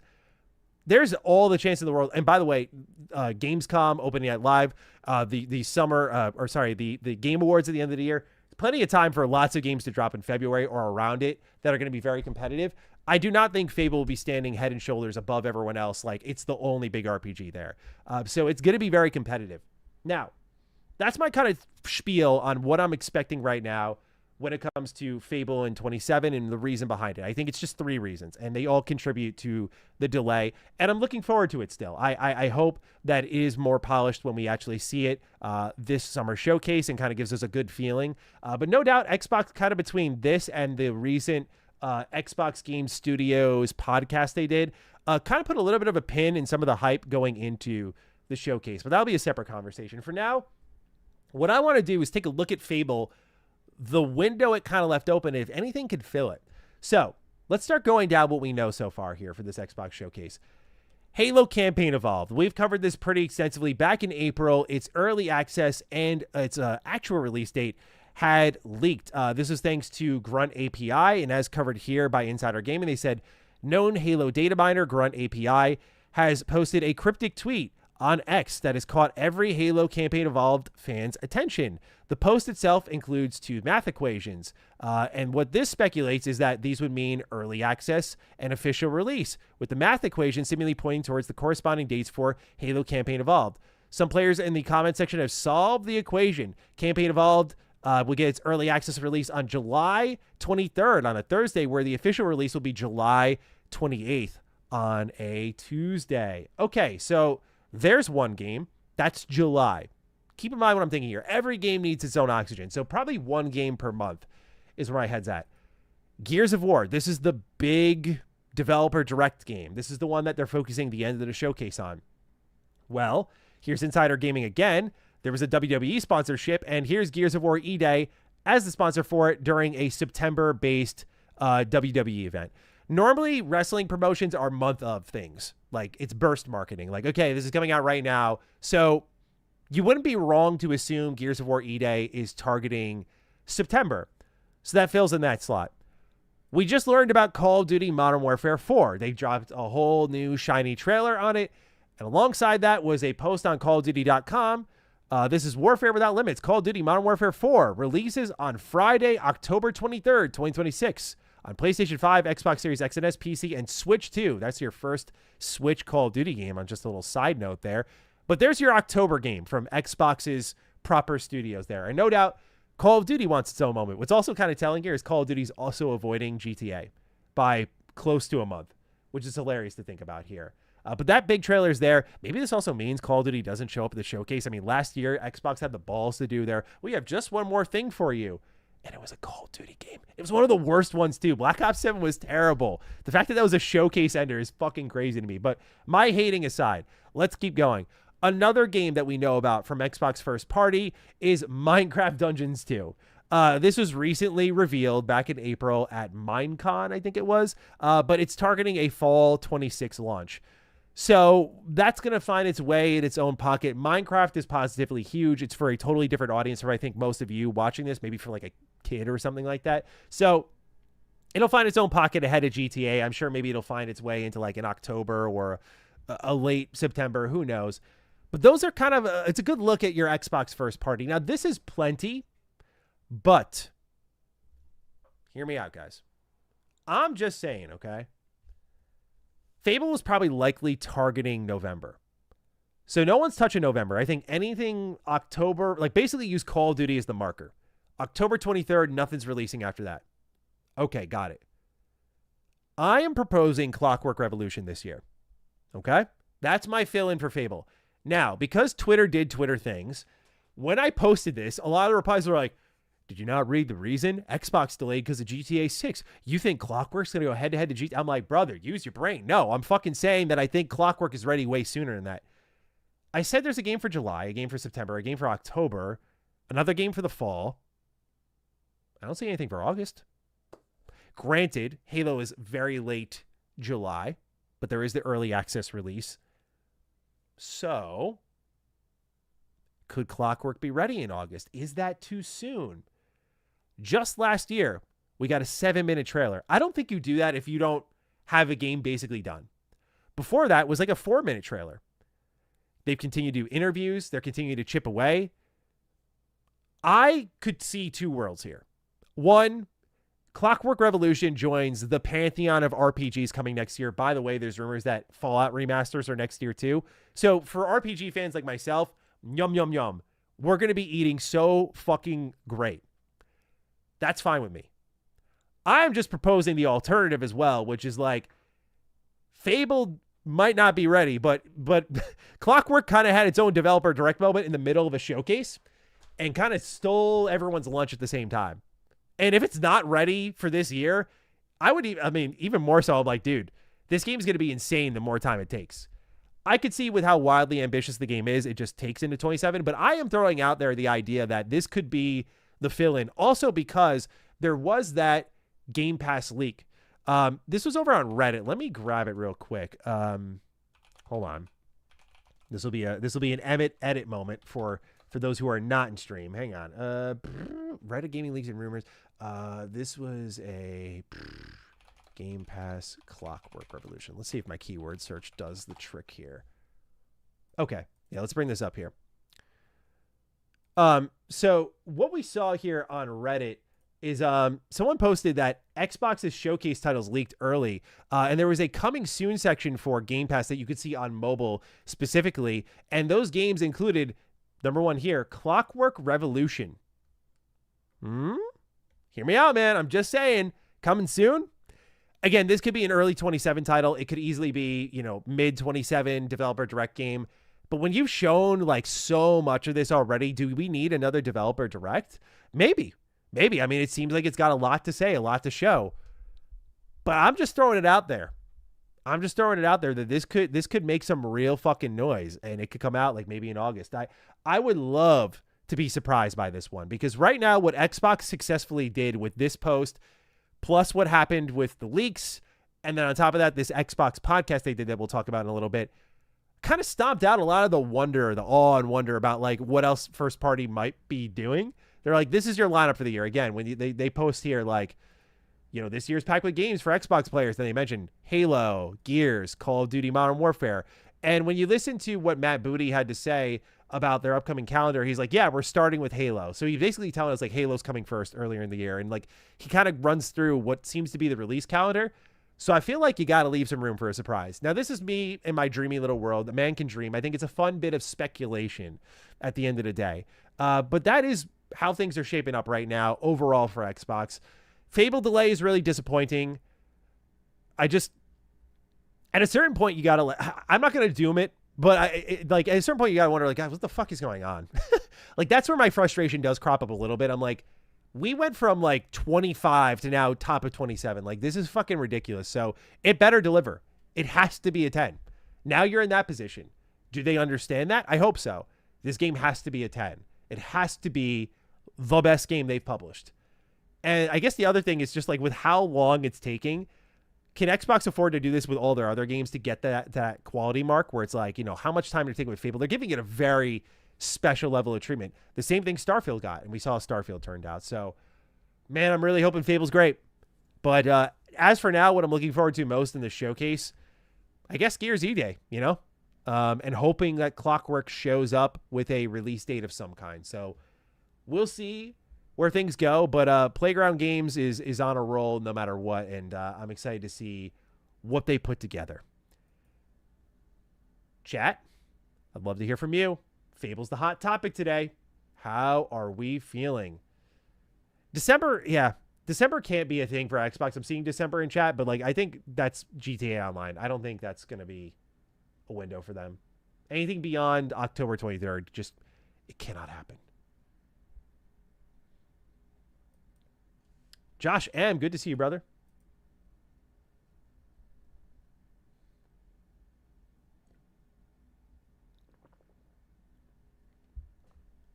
Any chance Machine Game shows up with Wolf 3? That'd be a cool fill-in. Since Indie just launched, like, they did DLC as well, but DLC is not the full team. I think it'd be a little too soon. I think they might wait for, like, the TV show to be more ready and synchronize with that. I'm just getting this slop video over to Emmett. He said he will try to post it immediately for us. He has 6 Shadow Drop replaces Fable, no debate. I love that. I think that'd be fantastic. Okay. Fable delay. I've made this video so many fucking times. And so I was like, I was going to post a full MrMattyPlays video on it, but I'm like, dude, I have talked about Fable getting delayed so many fucking times now. Thank you, Smasher. It's very nice of you. I'm glad you've been following for a while. Hmon said, I'm all right with this. Got too many other games this year, including games we'll find out about next week. Yeah, like, you're going to be busy either way. So it's just like, when as for, like, Fable in general, though, it's just like, God, what are we doing, man? So many fucking delays.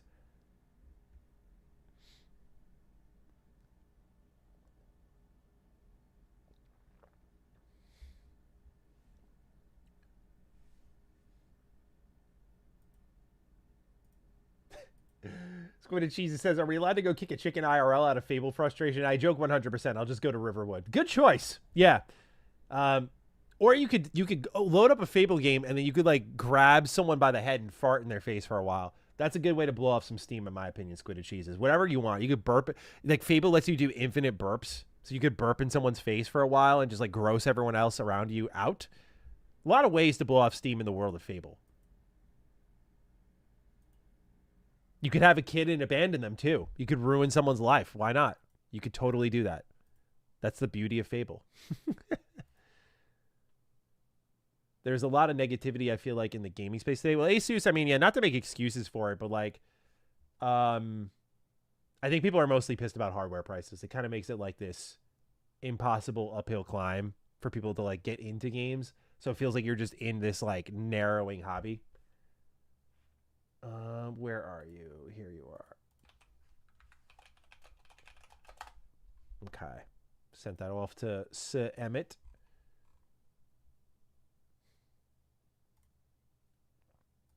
Have you always streamed and then had topics edited out to a video, or did that start this year in Matty Slop?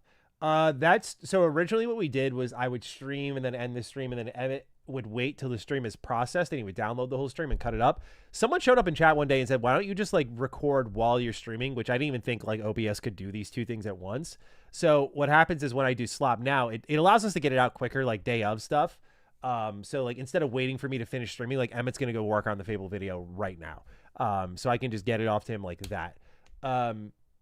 But that did start this year. And I'm only doing it specifically for Matty Slop because it is a very efficient way of doing things. But like, it's not the most high effort thing like we do for Retro Rebound or we do for MrMattyPlays.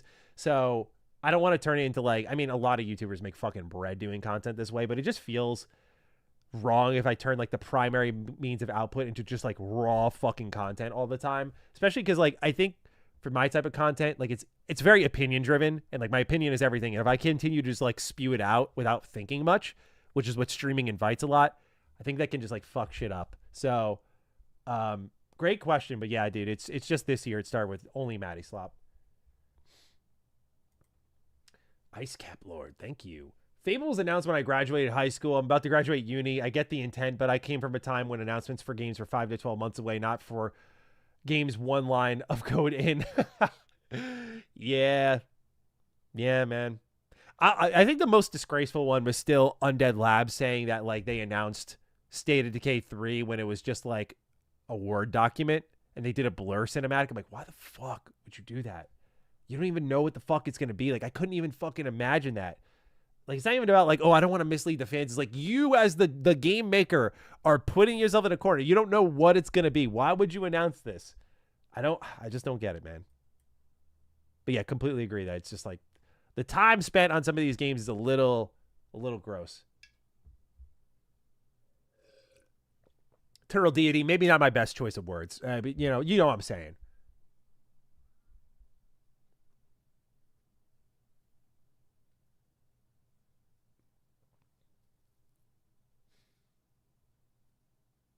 Maddie, I know you're frustrated, but saying it has to be a 10 before seeing it again is wild in my opinion. Also, if it was coming out in December or September, would you feel more confident?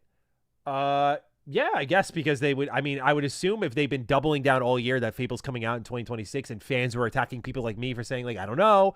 I guess it should be because they're tripling down on it, and then they decide not to. It looks a little weird, but also I don't think it's unfair to expect that this game has to be like excellent. When I say a 10, I'm just saying excellent, like not fucking downright perfect, but it needs to be a masterpiece. You cannot spend. That's the thing. I get where you're coming from, but you cannot spend this long on anything and put out something subpar. It is a colossal waste of money and time, resources, everything to spend as again, this started as a rumor in 2018 and now we're carrying in the top of 27. If it doesn't get delayed again, you need to be excellent. There is no more room for we'll try again soon. It's like at your rate, I'll see you at the end of by 2040. Come on now. So yeah, that's what I mean by it's got to be great. They did chip a game last week. Yes, I'm not discounting Horizon at all, but this is a completely separate team. It's not the same racing team making Fable. It's a completely different squad.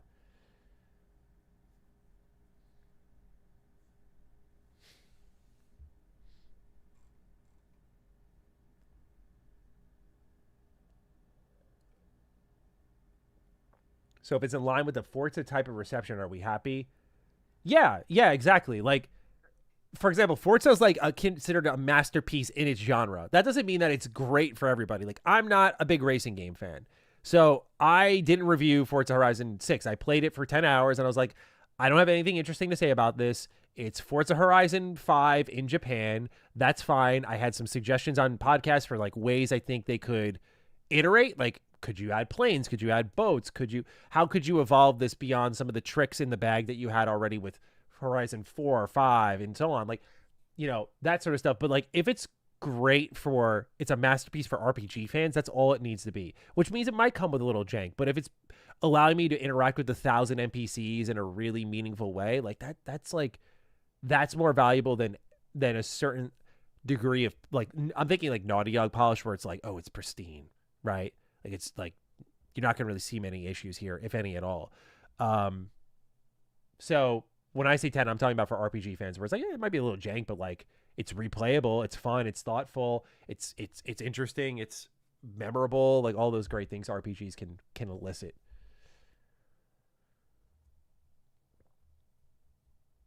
Yeah, Android, if anyone's complaining about no games, that's it's an indicator that you might have I had a friend the other day say that to me. I was just because he hasn't been gaming much. I'm like, what are you doing, bro? And he's like, there's just not really much coming out. I'm like, what? I literally got pissed and I'm like, what did you just say? Nothing's coming out? Nothing of interest. I'm like, dude, no, even that. I'm like, what are you talking about? There's been a game for everybody. What do you mean nothing of interest? What? Get the music back on here.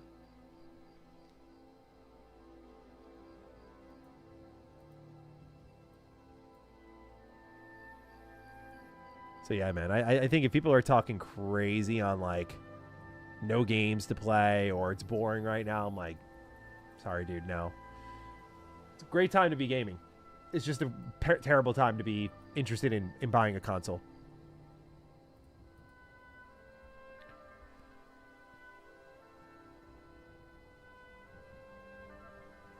Like Colin said, we live in a golden age. Yeah, I mean, dude.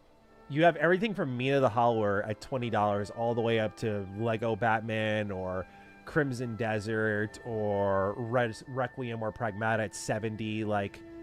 You've got this entire range. We're completely in a great spot, dude. And at least in most content we're getting. Yeah, there are the standouts. These last few years have been rough with some franchises being handled terribly from Saints Row to Dragon Age to epic failures like Concord. Like, we've had Xbox shutting down studios and game projects that sound really great. Like, we've had bad times. But, like, in the terms of, like, content coming out, I feel like I'm enjoying gaming as much as ever. And I'm playing old stuff and new stuff. But just, to me, I think the frustration lies in hardware.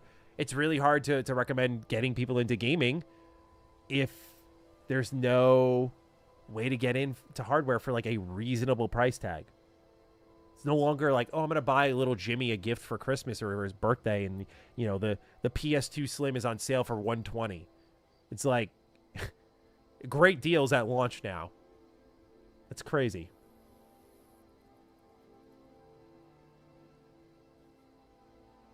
Bubsy 4D is at great $20 too. I haven't played much of that yet, but I thought that game it looked like it got reviewed really harshly for like I think people thought it was like a full price game. Like I saw some of the scores and I'm like, really? Like they just put out Demon Tides earlier this year and that was like an excellent platformer.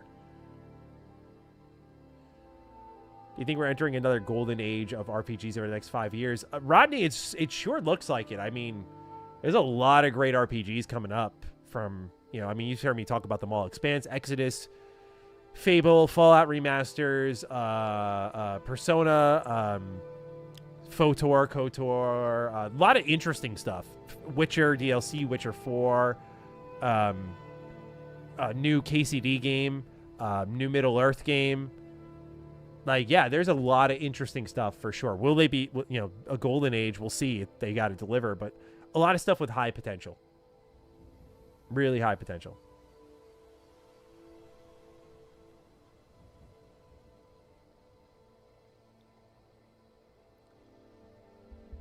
Yeah, Hmon, for me next month is Adventures of Elliot. You said Star Fox next month.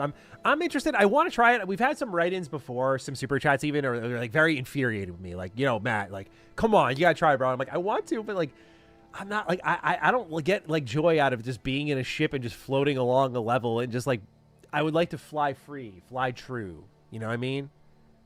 And it's like Star Fox 64 again, but also I don't know what's special about 64 to get it remade for like a 4th time now. So, I'm like to be determined on that. But when it comes to Adventures of Elliot, oh, I am there day one. I am there day one. I cannot wait for that. Yeah, shout out Saint Slayer, of course, Nerf Ninja. Shout out Saint Slayer, $10.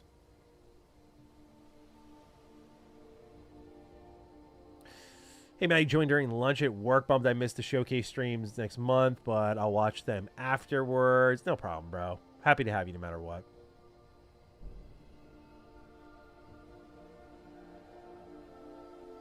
I literally think next week is going to define a new generation of gaming.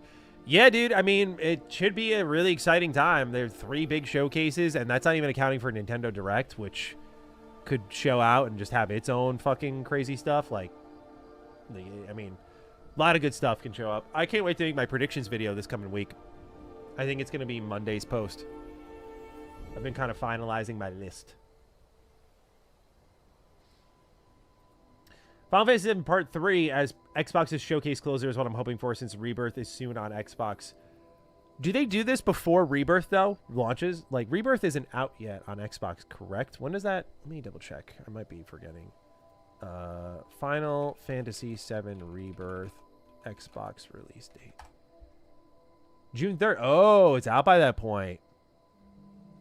You might be cooking. You might be cooking.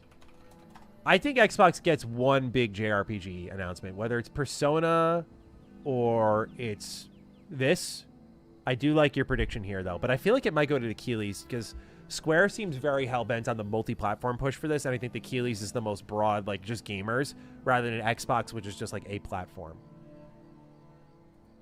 Stewman01. Subbed because Wolfheart sent me. Oh, let's go. I fucking love Wolfheart, bro. Love your takes, Matty. Thank you.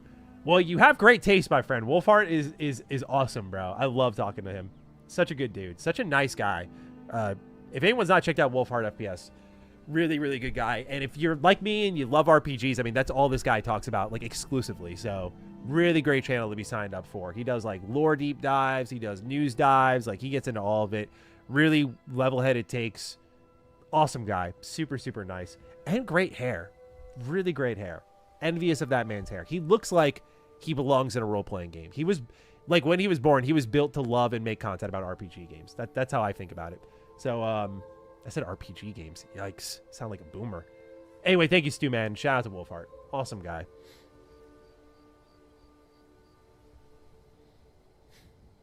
My wife just got sucked into Disney Dreamlight Valley. Send help.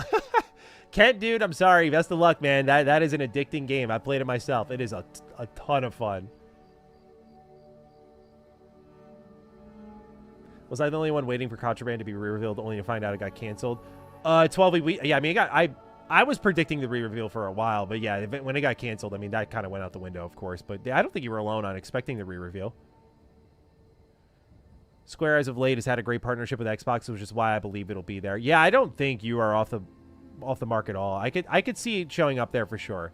Good partnership exists. I think of like Phil jumping on the stage for Final Fantasy XIV. Sarah was just meeting with the team at Square Enix before she had left Xbox. So a lot of this stuff is still like, I know it's Asha Sharma inheriting the showcase, but a lot of this is still the Phil Spencer, Sarah Bond kind of moment. At least the partnerships coming to fruition here. So yeah, I mean, you could see that Square Enix partnership bear fruit here for sure. I hope so. Would be awesome just to get it no matter what. Oh man, my neck is stiff. I think I need to see my chiropractor soon, bro. Oh, like hunching too much.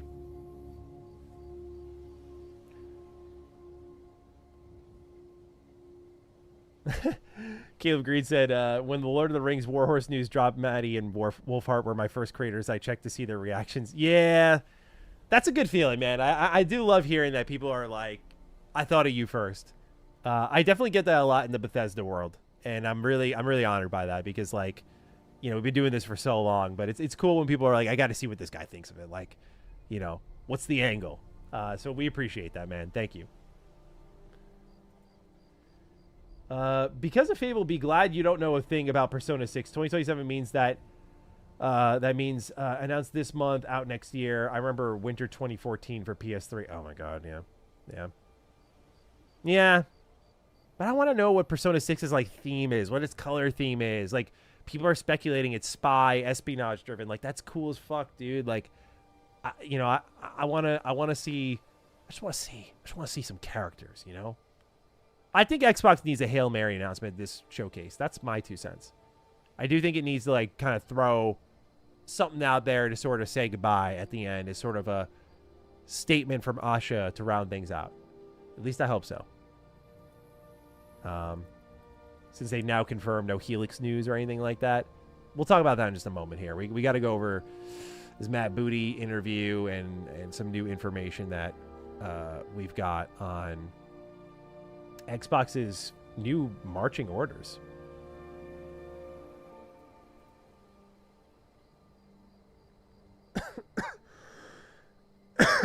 Pardon me.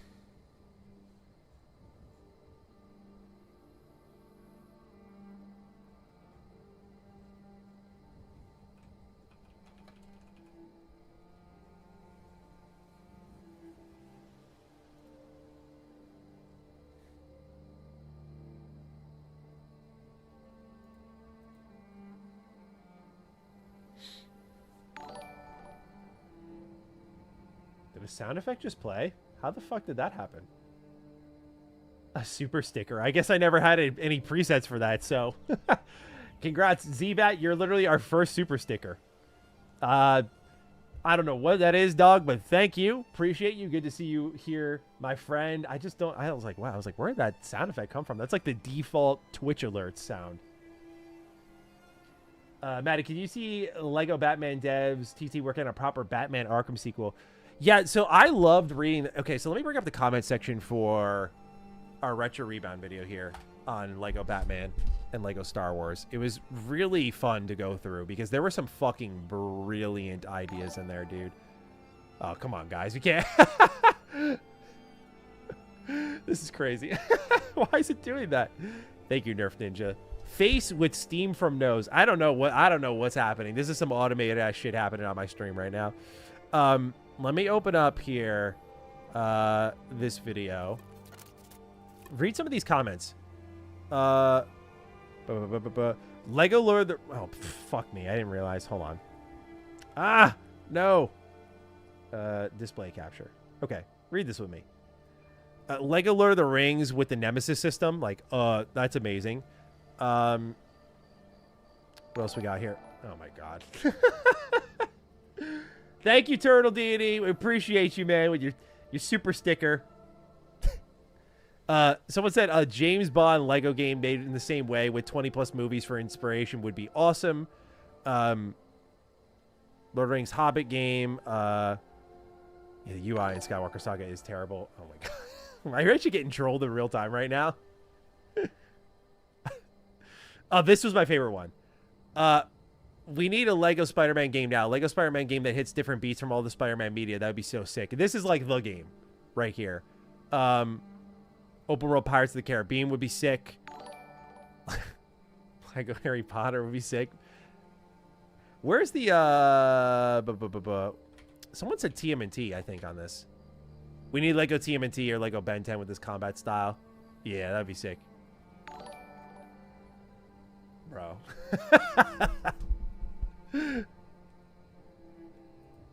Thank you, Corey.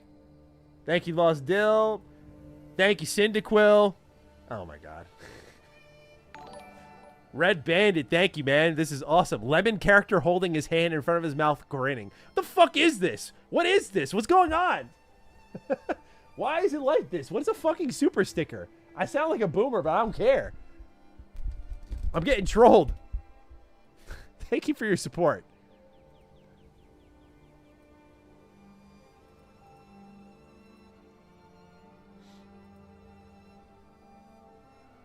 Lego Fallout would be sick. I like Android's mindset there.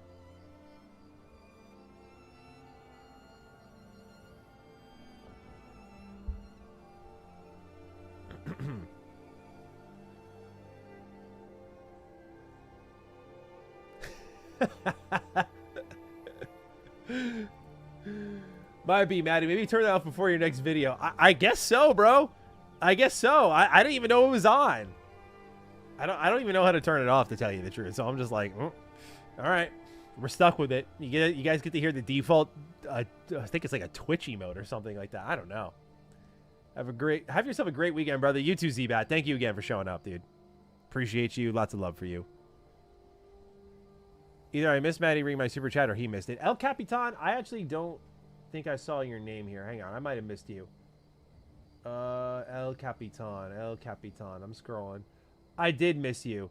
I apologize for that, sir. Thank you for putting it in the chat. He said, I kept saying there was no room for Fable and E-Day, so Fable moved first. Now, if Remedy wants Control to actually sell, move it to January, make sure it's not an Epic Store exclusive. Yeah, dude. I mean, Remedy just only knows the hard way to game sales, don't they? Like, they only know how to, like, ship their games and then just crawl to their sales metric that they want for a long while. So, yeah, Remedy with Control Resident, that's a good one. I'm like, where would they launch? Like, that is a game that's going to really struggle, I think, to find an audience this holiday season, this fall season. January would be the play. But is that too close to what I imagine would be GTA Online? Uh-oh. Oh, no. Not another. Oh, no, it's the Red Bandit again. Lemon character waving his arm to say hello with his mouth open, dude. This is fucking hilarious. Just in case anyone couldn't see what was happening with any of these super stickers. Trolling Maddie with money. Guys, stop. Thank you guys for the support. In all seriousness, it's funny. Remedy's a company I gotta start playing their games, man. I've only played Alan Wake 1. That's like a distant memory because I played it so long ago. I played Quantum Break. I really liked Quantum Break. It was very different. Not like perfect by any means, but it was good. I really liked it. But I have not played Alan Wake 2. I have not played Control. Control Resident looks cool, though. Control was supposed to be Q2. Oh, well. Time's ticking on that, is it not? Good luck. Have fun. I got to see the description for this one. What does it say? Video game controller spins around as the word good luck, have fun appears behind. What even is this? I don't think I've even seen the super sticker system.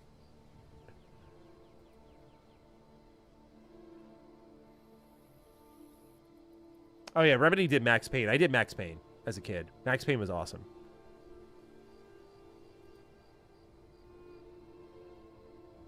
If you like that, you would love Alan Wake 2 and Control. Yeah, I've heard there are like better versions of what we already got with those games, so definitely on the docket. Well, that's a good idea, Android. Punisher game with Max Payne shooting. Damn. That'd be cool as fuck. I like that a lot. Really good idea.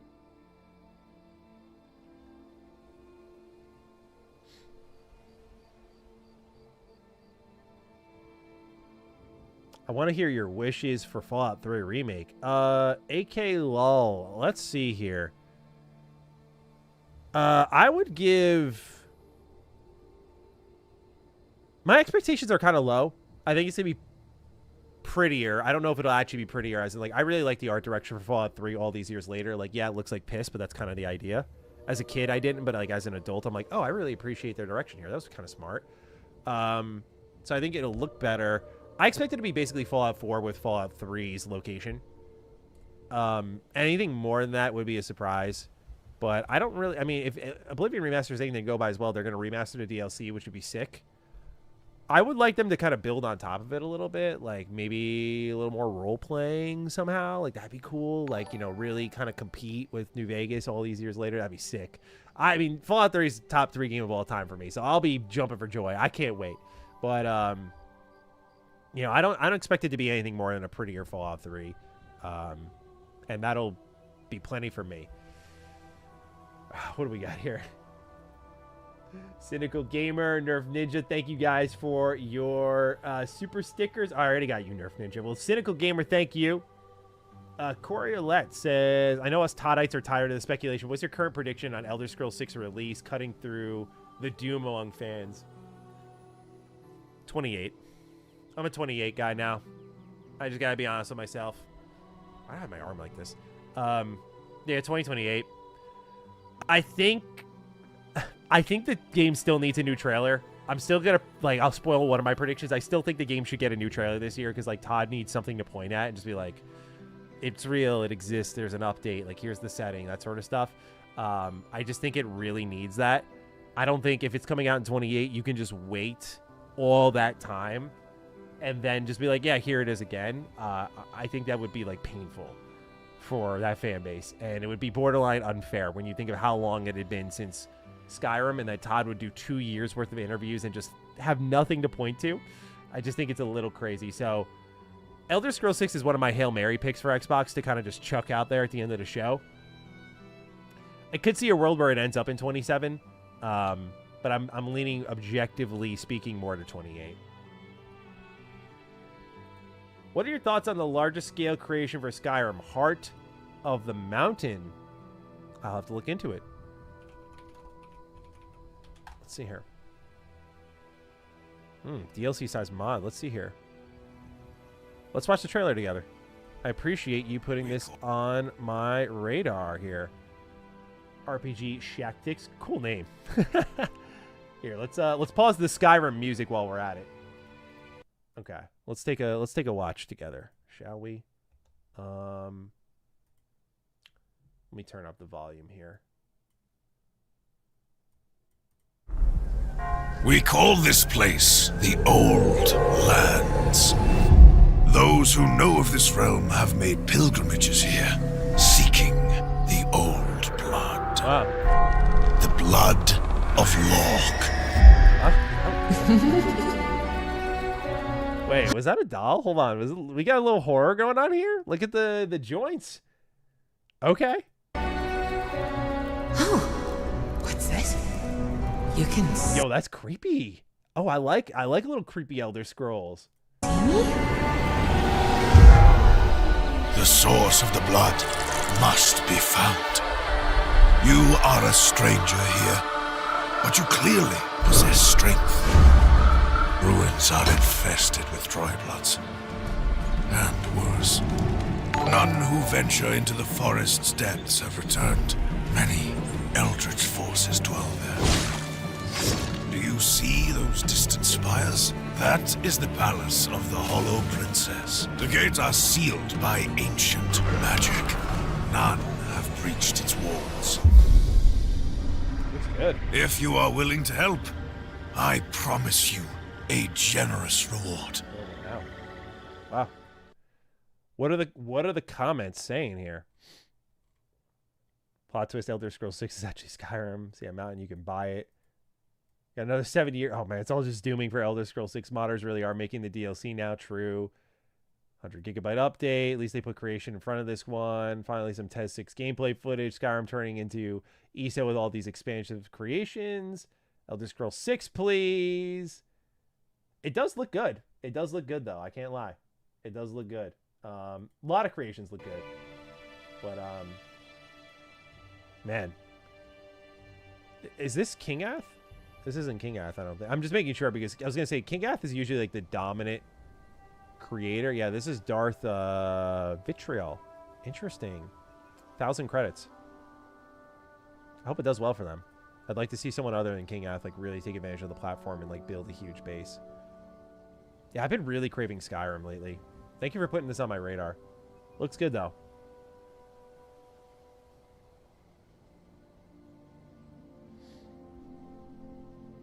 $10 is also a good price. Yeah, someone said this here on Reddit. Said $10 for a DLC size mod larger than Solstheim with professional voice actors sounds reasonable considering Dragonborn and Dawnguard were in the realm of 15. I think I'll wait for that guy who's been reviewing the technical quality of creations to go over it first before buying it.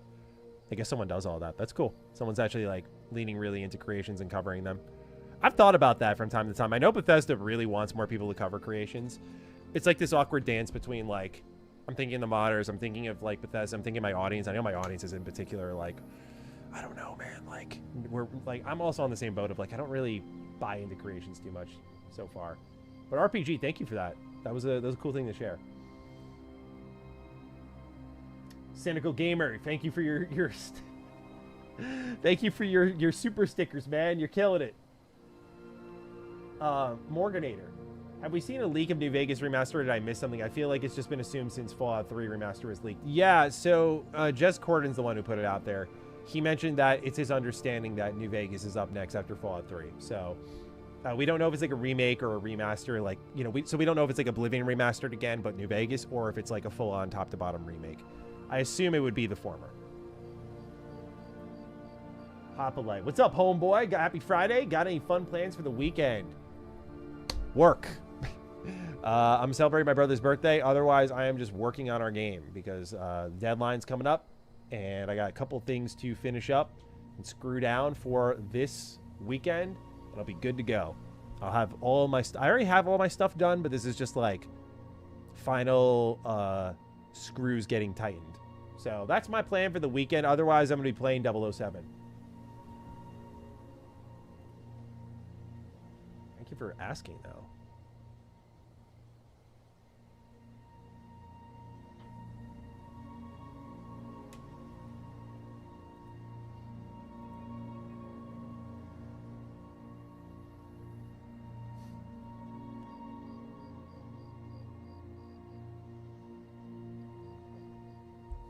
All right. I think it's time for our next slop video. Let's pause the music. Hey, man, have you played the Ori games yet? They're so good. Yeah, Rion, I love both Ori games. One of the main reasons I bought an Xbox One was for Ori and the Blind Forest, and Will o' the Wisps is super underrated. Tired of the trend being shown, tired of the trend of cinematics being shown before gameplay. Like, this tells me nothing about how your game will be. I can't get excited. I mean, you're not wrong at all. I think in the case of like, so when I pitch like an Elder Scrolls 6 trailer, let me show you what I'm thinking of here.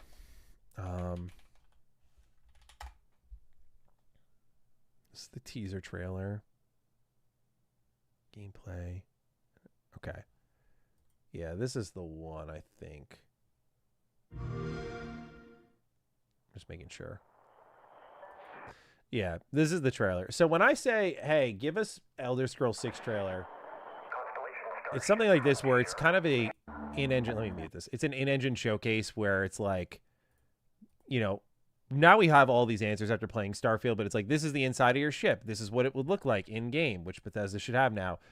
We see all this stuff. This is literally just a simple cinematic of just like different angles of you climbing into your ship. Here's what a weapon looks like. Okay. And then the main thing that the community was picking apart was stuff like this, like whose constellation. Okay. Here's the Omega book as well. People were looking into that as like one of the inspirations. And then what else did they pull apart? It's this here was like the main narrative thing. Like people were really looking into these papers, diving deep into that shit. And this carried the community for a long while. Yeah, this image here. This is a perfect close-up of it. And otherwise, it's just a simple takeoff. And that's it. That was it. It was a super simple trailer. So that's what I advocate for with something like Elder Scrolls 6, where it's not giving you a date. It's not giving you like hard gameplay, but it's giving you an idea of what the game looks like and kind of building the narrative in the world. Like, here's where Elder Scrolls 6 is set. That's a huge bit of news. And having people theorize and speculate on that. I can also see why Bethesda wants to sit on that, but I feel like it could, you know, personally, I feel like they could get away with it because it's been so long. I think established IPs can get away with cinematic teas, but when new IPs only show a cinematic, I can't get hyped because I've been burned before. Yeah, that's totally different story. Yeah. If it's new IP, I don't even know who the fuck you are, dude. And you're showing up like, yeah, you're gonna care. Like, what? Why did Bethesda put Fallout 4 on a cartridge like Indiana Jones for Switch 2? It's a good question. I really don't know. Bad decision, though.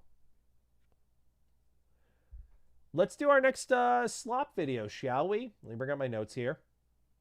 Okay. Y'all ready to rock? Because here we go. Feel free to spam your meat emojis, whatever they may be, members or non-members. Spam them over there. And let's get the slop started. Ladies and gentlemen, it's time for more X-Slop. Please join me as we listen to a little bit of what's going on with Xbox Game Studios. We have this interview here with head of Xbox content, Matt Booty. He's joined by Jeff Rubenstein and Tina Amini for a 12-minute interview going over a number of things. Most of it is just them chumming it up.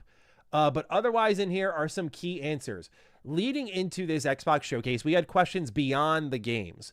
Will they answer those? What is Xbox going to do when it comes to strategy? Are we going to learn about Xbox exclusivity? Hardware was another thing. Xbox has been really talking about that since Asha Sharma stepped in, always saying like return to Xbox. Like that's one of their primary focuses. Maybe they're going to show more on Helix. What about back compat? This is something that Xbox is also talking about, how they want to bring your back compat library to basically PC is what it seems to be that they're looking into. And I'm hoping that comes alongside maybe a dump into the library. Is that also showing up here?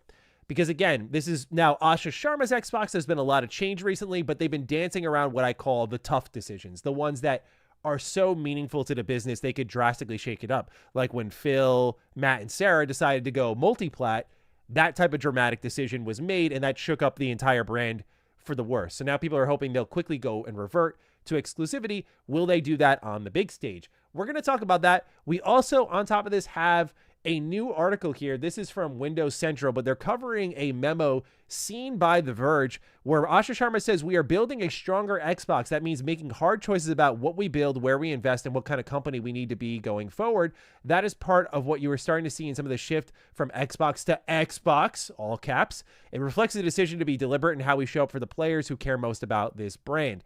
And with that, we have some reports from Jez Corden on like what's safe, what might be up in the air. And I feel like there's going to be a lot of change for Xbox this year.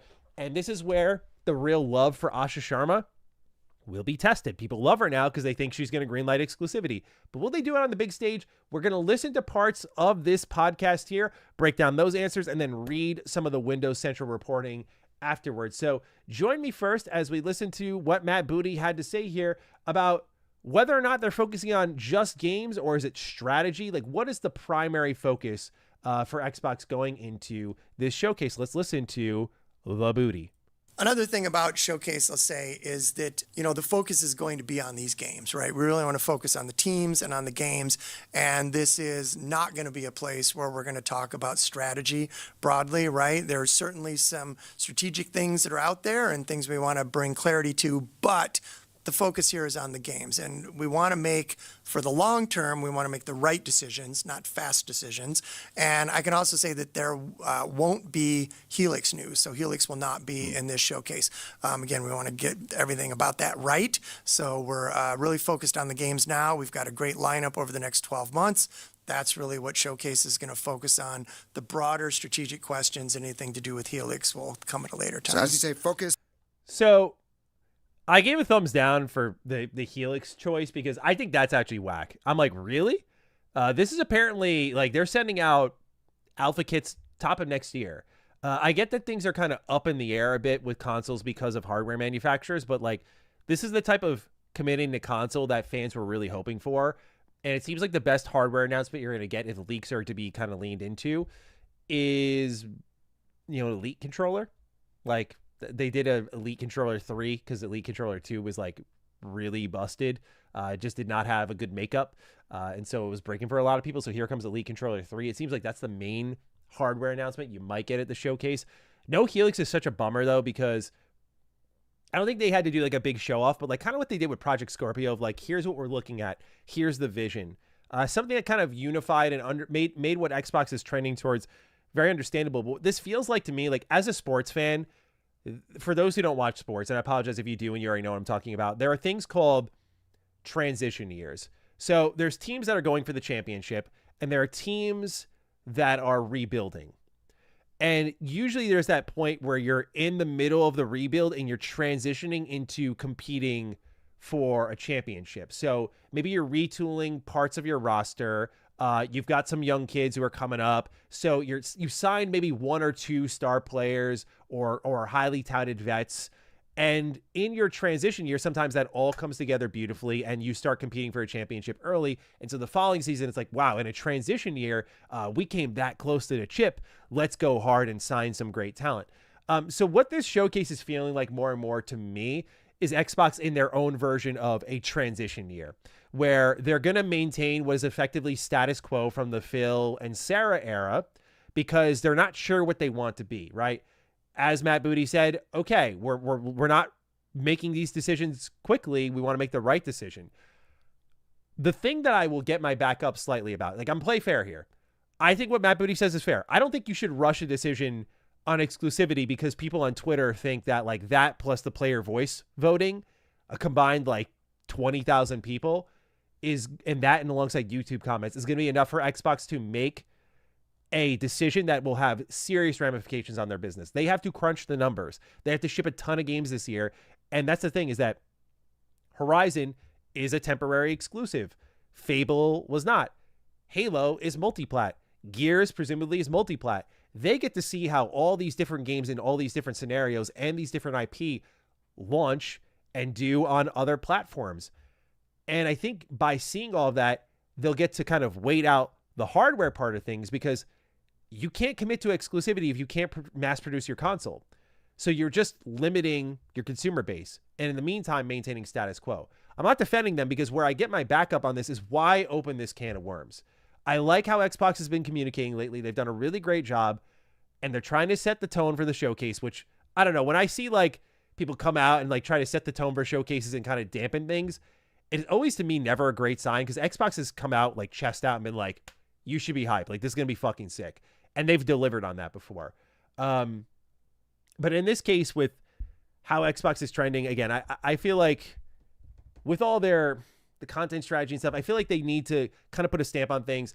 Again, I get my backup on their approach to exclusivity because it's like, why open up this conversation if you're unsure what you're going to do?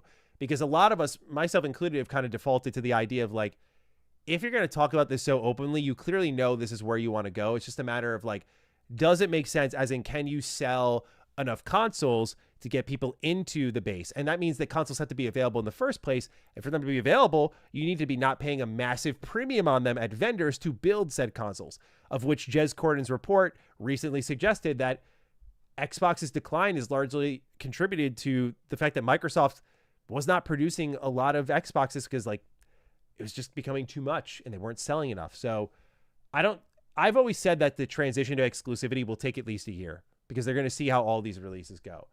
But again, that does make to me the announcement of like no Helix stuff a little bit whack. That was a little bit of a pin in my balloon. Now, with that, there is more to be said here. Less on strategy and less on hardware, and more on another hot button topic, which is, will we see competitors' logos? So let's take a listen. On the games, that's what we'll all be talking about come June 8th. That's exactly right. So in recent broadcasts that we've had, like Dev Direct, Partner Preview, we've been really transparent about when a game is multi-platform. So should we expect to see that transparency continuing here at Showcase? Yes, absolutely. We'll be very clear about what platforms a game is coming to and want to continue the precedent. I think we've got a good system going where we make it clear in Showcase. Well, on that, I am a little surprised by that one. I'm going to be honest with you. So this, what they confirmed there, PlayStation logos will show up. Switch logos will show up. I'm surprised by this because Xbox is trying to, at least, verbally commit to the hardcore fan. And no other showcase does this. And it's not a game like I've convinced myself of in the past when I was younger of like, you scratch my back, so I'll scratch yours. Like, that's just not how the business world works. Like, PlayStation's like, you want to market it? Like, so a PlayStation fan can watch your show and go buy the game on our platform? Knock yourself out. But they're like, we're not going to, oh, you did that? We're going to show the Xbox games on our stage. They're like, no. We want maximum revenue. Third-party sales are like how all these platform holders make most of their money. That's why I say I'm surprised. A lot of this, again, Asha Sharma saying the commitment to Xbox, the return to Xbox, the renegade spirit. A lot of that I thought was like, okay, centralizing the focus on the Xbox fan. As Xbox, I don't fully understand the idea of telling people when they see a third-party game, hey, you can buy this on other platforms, simply because, not that I'm advocating for Xbox to shut the doors on these developers, but I personally have issue with it because when Xbox is putting that out there, they're basically saying, again, what I just talked about with PlayStation, like, okay, go buy the game over there. So Xbox gets no money out of it. And if you're a business, again, I'm just looking for the business angle, not the fan angle. You want people to go to your storefront. And that's what third-party marketing does. It's like, yeah, this is available everywhere. As a consumer who has all platforms, I kind of don't give a shit. But I'm looking from the business angle, and I don't get the whole idea of like, okay, so we're just going to drive people away from our storefront, which is the same talking point that came up with Helix, which Asha Sharma has been kind of reeling back on. Like, Helix is a system that's going to have multiple storefronts, right? For the longest time, Phil's like, yeah, I want Epic Game Store there. I want Steam there. Okay, cool. For a console PC hybrid, this makes sense. But now Asha Sharma's like, I don't know about that. I wasn't really there for those conversations. So how are you saying that while also showing your competitors' logos on your showcase platform? Is it the end of the world? No. Again, because I have all the platforms, so selfishly, I don't give a shit. But from a business point of view, I'm like, don't you want to sell copies of these third-party games specifically on your console? And so that's what marketing does. It creates the image, the association. Like, that's an Xbox game. That's a PlayStation game. That's a Nintendo game. Even in this multi-platform world, it still works that way. That's why PlayStation went out and partnered up with Konami. Many of those Konami games are going to be multi-platform, but you have the association that that's a PlayStation game. It's the same thing Nintendo does when it's not exclusive and it's going other places, but you think Nintendo first. And that's all it comes down to. So Xbox going away from that aspect of the marketing, I can't really fully wrap my head around. However, this ties in beautifully to a recent leak we had from The Verge, which was covered by Windows Central, and I'm using them specifically because The Verge has a paywall. So here we are. They write, in a memo seen by The Verge and verified by Windows Central as if you needed it, Asha Sharma added some context to Xbox's current trajectory, saying, quote, "We are building a stronger Xbox. That means making hard choices about what we build, where we invest, and what kind of company we need to be going forward. That is part of what you are starting to see in the shift from Xbox to Xbox. It reflects a decision to be deliberate in how we show up for the players who care most about the brand," end quote. Okay, what does this exactly mean? Well, I think Windows Central has a really great breakdown, so I just want to read it word for word, bar for bar. Sharma also poured scorn on previous decisions Xbox had made with regards to Game Pass, which she said had hurt subscriptions and battered retention. She noted that last month's Xbox Game Pass Ultimate price cut had started to reverse those negative trends. Forgot to add that in. Yeah, so this is also suggesting that what Phil and Sarah were doing was actively killing the brand. Just want to remind people, because again, like, I like them as people, but I mean, they were not making good choices for the brand. I don't care if it was because Microsoft or what. Bad choices. And it's all spurred on by things like Activision and that acquisition. But what of these tough choices? It could represent some painful pills for Xbox fans in the short term. Here's some of my initial reactions to comments. So, hardware. He says, Xbox Helix is safe for now. Some asked me if those tough decisions could involve cutting hardware, particularly since Asha mentioned the need to hold tough decisions over what they build. I confirmed via my sources that there are no plans to pull back from Xbox delivering hardware. Growing Xbox's hardware footprint is something Asha is intent on doing, although procuring memory for gaming products is, I'm told, an incredibly difficult task right now. I was told that Microsoft has teams literally working 24/7 sourcing memory for its needs right now, which we just saw the price hike for the Steam Deck. And yeah, kind of speaks for itself, dude. $300 price jump for the 1 terabyte OLED model stings. Granted, Valve's not going to get the best vendor deals because they don't make a lot of hardware. But I imagine even Xbox, who is not first in line compared to like a Nintendo or a PlayStation, who sell a lot of hardware, they might not be getting the best deal either. But Helix is safe, so that's not something that's getting cut. Okay, what else could this memo attach itself to? Could the tough decision fall onto Game Pass content? This is where my brain went when I read this memo here. So they write, Xbox's new CSO, Matthew Ball, has said in his own analysis that subscriptions had grown as retail sales had decreased. Would pulling day one games out of Game Pass ultimately improve Xbox's margins on retail sales? It's a hard sell in my view. Consumer sentiment is down across the board. I'm not sure you want to give more people reasons to quit Xbox Game Pass. It's a guaranteed revenue and stable stream that insulates against hits and misses. But at the same time, they might be looking at how much additional money they might have made by keeping Horizon 6 out of the subscription. To a T. Beautifully written. Exactly what I'd been talking about for a while. We already knew that Horizon 6 was going to be a home run swing. And the thing that people are forgetting in all this talk about Horizon 5, what a success. Tens of millions of players, sustained success, long-term success through DLC support, car packs. It's a money-making machine. Call of Duty's in the same situation. And guess what? Call of Duty bailed from Game Pass. Here comes another hit in Forza Horizon 6. And hey, let's throw a little positivity on Fable's name. Spent so long building this thing up. It is absolutely, when it comes to the hardcore portfolio that Xbox has, like, yes, above Fable. Yes, above Gears. The only thing that's above Fable in my brain is Elder Scrolls 6, and that's a ways out. Fable needs to sell really well. Fable has been tinkered with at Playground Games since 2018. It's been going on for a long, long time, nearing a decade. You need sales.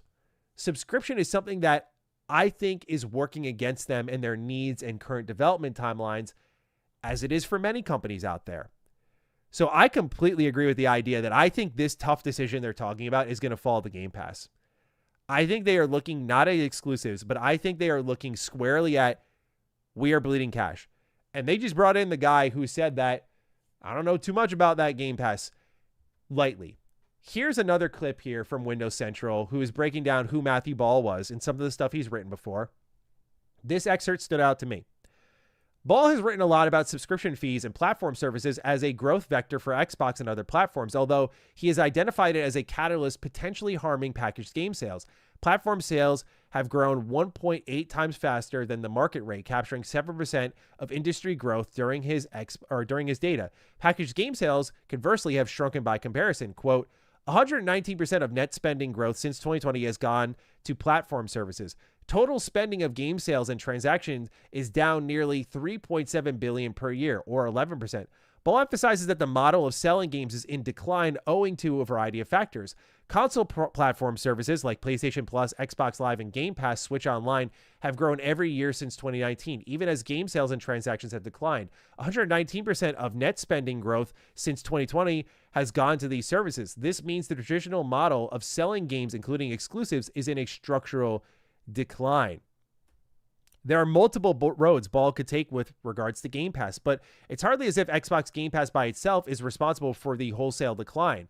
Xbox Game Pass has only around 30 million subscribers. Free-to-play games, mobile games, and other forms of entertainment have decreased spending on packaged game sales for every platform, far beyond Xbox's green walls. Indeed, Ball mentions the long-term viability of platform or of subscription bundles might struggle as our backlogs bite. And if users drill down into specific desires, there's more content than ever out there. Do we need all you can eat? Quote, many players are choosing to spend directly on specific content they value most rather than paying for broad subscription bundles. This shift reflects a desire for precision in spending and a reluctance to pay for large catalogs when only a small portion is used. This is what we've talked about a lot with this kind of time economy. You know, when people say games suck, there's nothing to play, I'm sorry, but there might be something going on upstairs that we've got to look into that might be making you disinterested in the hobby. And I say someone who's been there, done that. I'm not talking down. I have friends who have been there, done that, where it's like, I think something's kind of wrong personally, because there are games everywhere, and gaming is in like a kind of era where it's like every genre. We're getting Disco Elysium likes. We're getting Mina the Hollower, these old Zelda likes. They're all thriving. We're getting big AAA, Pragmata, new IP from Capcom. Excellent. Here's Resident Evil Requiem. Didn't suffer at all. It's wonderful. Capcom's on a heater though, Maddie. Okay, 007 First Light comes around. First 007 game since what, 2013 or 2012, I think. 007 Legends was ass. Okay, that game is amazing. I'm leaving some out too.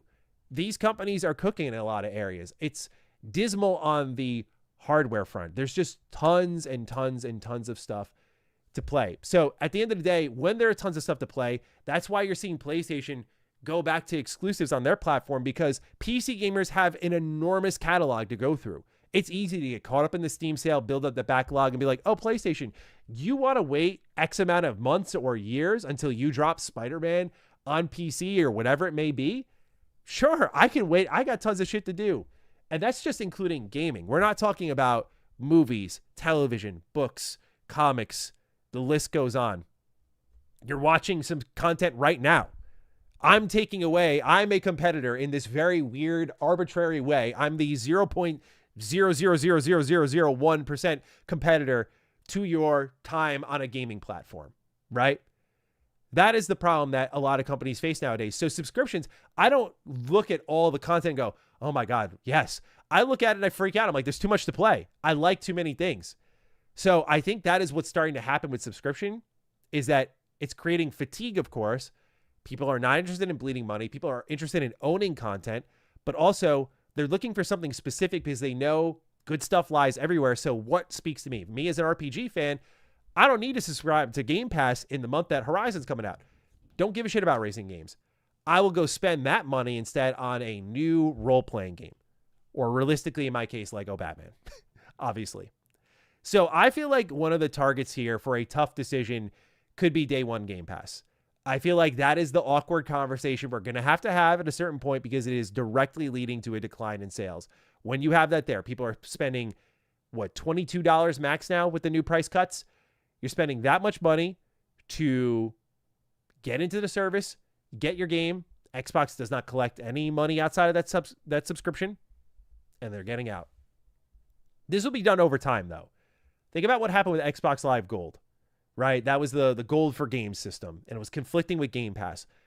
It took a while for them to untether that, not because Xbox didn't know it was a problem. They knew it was a problem, that these two services are not coexisting well.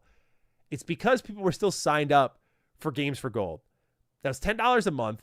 And it's just like, look, dude, with the millions of subscribers they have, they would be pissing away so much money if they just went, shut it off. So Xbox needs to think about, okay, if we peel away day one games, how do we communicate that? Do we do it like Call of Duty? Do we decide, you know what, maybe we actually just tell them the franchises that won't be on the service? Or do we just say all Xbox game studios are not available day one and it'll be added at a later date? Like Call of Duty's coming a year later. Do we do that for all these? Because again, go back to the patience point of view. There's great content everywhere. You want us to wait a year, 2 years, 3 years, 4 years, 5 years? Bro, I've been waiting forever for the KOTOR remake. I'll go do something else. People can go find things to do because there are constant things to do. We live in this like always on era. It's a little frustrating. So I think that's one of the tough decisions that they can make here. And this is why, again, when we go back to the showcase, centralizing this conversation for a moment here, when Matt Booty's like, yeah, we're not talking strategy because we don't want to make a quick decision. We want to make the right one. This is all stuff that is coming into effect here. This article continues on with a couple other bullet points and we'll wrap up. Could the tough decisions fall on Xbox game studios and third-party publishing projects?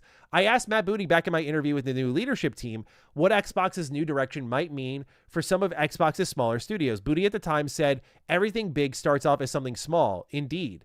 Booty watched Minecraft grow from a solo indie project into a global phenomenon, and helping Minecraft through that transition is what got Booty the job in the first place. But it's certainly and sadly true that some of the Xbox smaller studio acquisitions haven't produced the fiscal success stories that Microsoft's finance departments most likely want to see. This was the other thing my head went to. This is why I love this article. It's like a beautiful framework. I'll have it linked down below. Please check it out. I'm gonna pick on a couple of games again. They're games that you've heard me pick on before, so pardon me for just a moment here. South of Midnight. I'm sorry. I love compulsion games. I really do. I think South of Midnight's fine. Good, not great. But it's inexcusable that game story was unfinished for the amount of time they got. And for how short that game is. I know short doesn't equal always development time because there's like nuance and polish, but the game was like repetitive in combat, platforming segments, level structure. Like it was just like, where did all the time go? And that's people who are employed. That's money and resources being spent on one thing that did not sell well. It went to other platforms. It did not sell well. It's tough to justify. You could argue, for example, though, Ninja Theory justifies their existence a little bit more. They're wizards with Unreal Engine, much like Coalition. Coalition justified its existence because we haven't seen a game from them since Gears 5. That was during the Xbox One days. You want to count Hivebusters? Sure. That was at the start of this generation. Still bad. But Coalition was helping out all these other teams using Unreal Engine. Ninja Theory could justify their existence a little bit more because they built Hellblade 2 on Unreal Engine. It looks stunning. It's got a lot more problems, in my opinion, but it looks really great, and that helps other developers achieve a certain level of fidelity and optimizing for it so they could push other teams a little bit more. So there's a technical know-how that is valuable to Xbox, but when Hellblade started to be put on the market, I don't think that was selling all that well. It created a big conversation about, like, you spent, again, how many years? Like, Xbox bought them in, 2018, 19? I don't remember. I think it was 18, yeah. And they spent all that time working on Hellblade 2, working on Project Mara. Here comes 2024. Here's Hellblade 2, and it's shorter than the first game. And in my opinion, it's significantly worse, story-wise and gameplay-wise. And it doesn't result in sales because it's not just like the generational impact that Hellblade 1 was. So Xbox isn't foolish for taking a bet on this company. But I do look at these smaller games and I wonder, like, think of some of the news bites we've seen recently. Xbox has just greenlit Fallout 5. This is another tough decision I think they are trending in the direction of. And one of the Hail Marys that maybe Asha Sharma could throw into the showcase. You need to start leaning into some of your IP that you got, man. Too many dormant heavy hitters. Fallout isn't dormant per se. Like, we're getting new show stuff. We're getting remasters soon that are heavily leaked, not really confirmed, though, officially. Fallout is doing things with 76. Like, it's there. But the fact that, like, when you own Obsidian and In Exile, and you've got these OG Fallout mines, and then you own the IP, and you're like, Phil and Sarah are like, not yet. Forever their biggest fumble.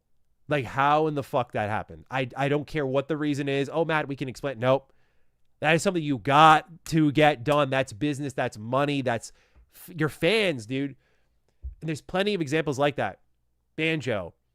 I think the Spyro partnership, assuming it is Spyro, will be a great example, right? Where Xbox teamed up with Toys for Bob. We see the Toys for Bob websites all purple. I'm sure they're working on a Spyro game. That makes sense. Like, hey, hand off your IP to a team that knows how to give it some love and, like, keep that shit alive. So I think the time of, like, these experiments, like when you shut down Project Blackbird, like, they're not interested in new IP. At least that old regime was not. What else got shut down recently? Perfect Dark, that has no chance in hell. Rare probably needs to stop fucking around exclusively on Sea of Thieves. Everwild didn't work, but people know Rare for their old IP library. Time to bring that forward, if they're around for it. So I think that's one of the tough decisions they're going to have to make, is how they handle these smaller teams. That could result in them shutting down. Again, we'll say the quiet part out loud here. People will hear this and think, he's cheered for it. He's manifested it. He fucking wants it so bad. No, bro. No, but we got to be realistic. They're making small games that are not making a dent in any conceivable metric, from player count to sales to visibility, Game Pass play, like just nothing. So you can't continue to spend millions and millions on nothing. They got to give you something. And they got to start making smarter choices. I think all these companies, like I argued for even Arcane Austin after Redfall, which I thought was disastrous, give them another shot. Give them another shot. That's all I ask for. If you give them another shot and they fuck it up, that's just tough business. It's a tough industry, sure. But like if we can crack open the door to give these smaller teams the opportunity to work on IP that, whether it be their own or something more known, like something more meaningful, as in like it's a pre-established one, whatever it may be, I would love to see like Compulsion, who's I love, what was the game Compulsion made that I really liked? They did We Happy Few, but they also did Contrast, which was really cool. And so they can make creative stuff, but like, why not give them, think of any IP within the Xbox fold. It's like they could make something interesting with that. So that's what I'm hoping for. I think that could be the tough decision. And if that doesn't happen, I could see the axe falling on some companies and just cutting what would be considered by Xbox's dead weight. And then this bullet point wraps up with, I'm not expecting a ton of movement on exclusive games. Xbox's feedback website is inundated with requests for exclusive games, but as I said, selling software on other platforms is where Xbox's best and brightest margins are right now. Maintaining your own store platform isn't cheap either, and much like anything that requires memory, it also has increased in price. The best margins are still on your own platform, of course, but given the fact margins on selling hardware are in the toilet, creating desirability for hardware you can't even sell effectively doesn't seem viable in the short to medium term. Something needs to change on the supply chain end before we get back to a meaningful layer of exclusive games, more than likely. Although I do expect some token comments, such as either timed exclusivity windows or a couple of franchises' future unannounced games going exclusive, such as icons like Halo. Yeah, perfectly put. So, well said by, I believe this is Jez. This reads like, yep, it is Jez Corden, of course. Very well written, very well said. But wanted to lean into that a little bit on some of these tough business decisions that Xbox is making. So, yeah, that's where I'm leaning, that I think the axe might fall on smaller studios if things don't start to show up in a meaningful way. And that these games will have to sell now because they cannot lean into Game Pass and being like, oh, we're generating players. That's what originally the pitch was, like, oh, these games companies are around, like your Ninja Theories and your Compulsions and your Double Fines. It's like, oh, they're supported by Game Pass. And I guess they technically are. You know, the projects that they're making, like, I can't imagine Keeper or Kiln is really bleeding the budget. At the same time, though, like, I think you got to make some type of motion, but maybe Game Pass keeps them afloat. I don't know the actual ins and outs of the Microsoft finances, but it'll be interesting to see what choices they make as a company as time goes on. But that's why I think they are falling back a little bit from this showcase on making those decisions. It's too soon. But also, I think they're dancing around those tough decisions a little bit longer because I think they're not going to be pretty. I don't think people are going to be jumping for joy when they see them. I don't think it's going to be like, Twitter is expected to be like, Asha's going to stand above like a mountain of copies of Fable on PS5, set them on fire and be like, we're back, baby. We're back. Like, I'm sure they'll try to frame it positively, but I'm expecting some rough waters eventually, you know, and that'll be the real test for Asha. And I don't blame her fully because she was handed a fucking shitty situation. You know, this goes back to Don Matrick, really, and then into Phil and like how Phil recovered, but also handed a lifeline twirled around the neck of Xbox when they went all in on Game Pass and all in on multi-platform shit. It's just like, oh, boy, is it fucked now. Like, so I wish her the best of luck. We'll see what choices are made, but curious to see what everyone else thinks. Chad, I've been going for 31 minutes now. I would love to hear some other thoughts beyond my own.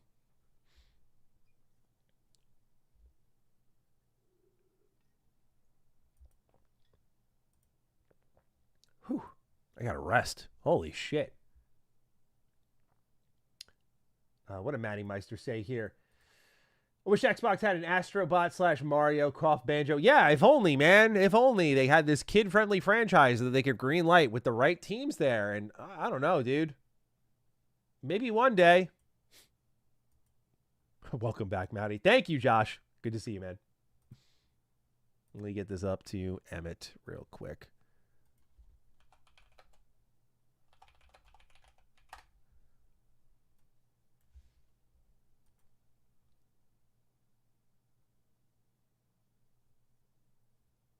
He's stealing time from my time economy. Hey, I'm putting up a competitive product out here, dude.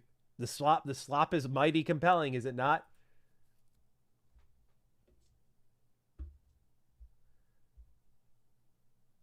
Maddie, what is your favorite quest in Elder Scrolls 4 Oblivion? Why is it Knights of the Nine? It's the first, it's the oh my god, I forget the name of the quest line all the time. Let me get it for you. Dark Brotherhood. Whodunit. God, I love Whodunit. It's like Danganronpa, but Elder Scrolls. Kicks ass. I think it's a good decision to keep it multi-platform, at least for the consumer. Yeah, sure. I'm not a hater.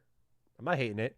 I do think though that it's not serving the it's you could frame it as serving the fan, but I think Xbox is hurting their own storefront by not driving people to it.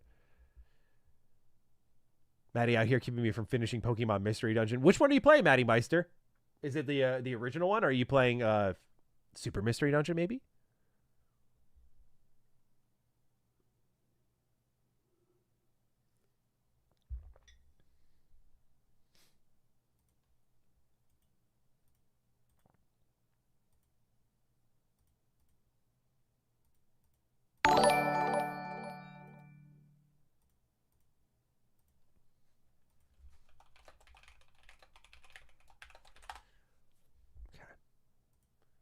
Sent that over to Emmett. That's our slot for the day, guys. Really good time. Let's turn the musica back on. Sorry, I know that started off a little loud there. Oh, Nerf Ninja kindly waiting till the slot was done to hit me with the super sticker. What a guy. What a guy. Thank you for waiting until the slop was done. No one interrupted the video. That was very nice. Very, very nice.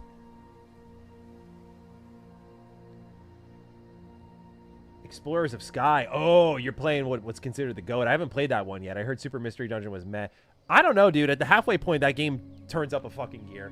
But definitely the first half is meh. I think a lot of people who think it's meh didn't beat it, though. I beat that game. It kicks ass. But you have to be patient with it.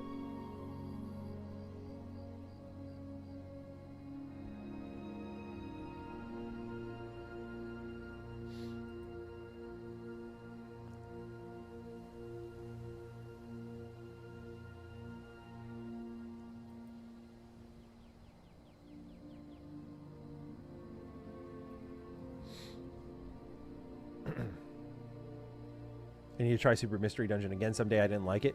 Oh, dude, Super Mystery Dungeon is a good time. If you know, it's classic Mystery Dungeon gameplay, but it's got a really great story. I hope they bring the series back. I've been asking for that for a while now. Explorers Sky is genuinely one of my favorite Pokemon games of all time. Ooh, yeah, man, I've been wanting to play that for a while now. It's been on the backlog for a hot minute. Do you think Winds and Wave will be the first Pokemon game in a long time that is different since it'll be switched to exclusive? It certainly has the chance to. Visually, it can be different. That'd be nice. Beat 007 in 22 hours. Damn, you must have smelled the roses. That's awesome. What difficulty did you play on, Yusef?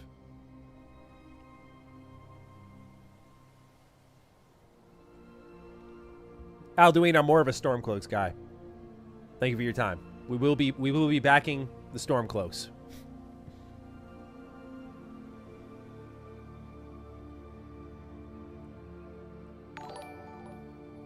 Uh-oh.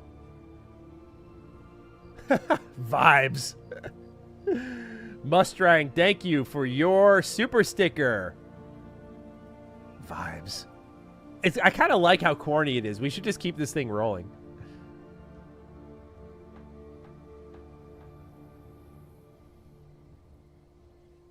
I need to see the story. It was the balancing that got me in Super Mystery Dungeon. Yeah, I mean, that's a distant memory for me now. I just remember, like, playing it and just getting frustrated because I was like, why is this shit so mid? And then I got to a certain point in the story and it just, like, fucking grabbed me by the balls. I was like, dude, this shit's amazing. I was all in from that point. Normal, I did smell the roses. Okay, cool, dude. That's awesome. 22 hours on 007. That is a chunky experience.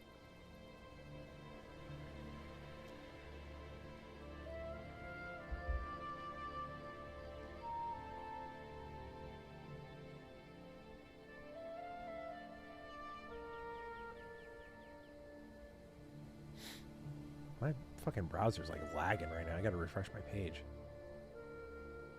My wee little computer can only update so quickly on my Opera GX browser. I think my internet just might be fucking throttling right now, honestly. Oh. Squid and Cheese's pear character rolling on the floor laughing. Squid, thank you as always for supporting, brother. I appreciate you. Jaco, good to see you. Oh, man, you had to say this. Love the streams, mate. Not to be a downer, but there's a world where we get Witcher 4, 5, and 6 before we get Fallout 5. And that's why, Jaco. Hang on. That's why I'm proud to announce my attendance to the University of The Witcher.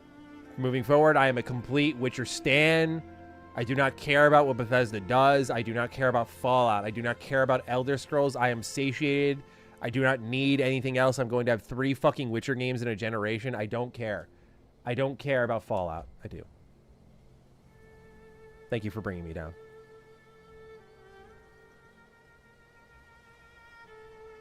Why is this damn... There we go. Sorry, my entire fucking, like, stream was lagging on my end.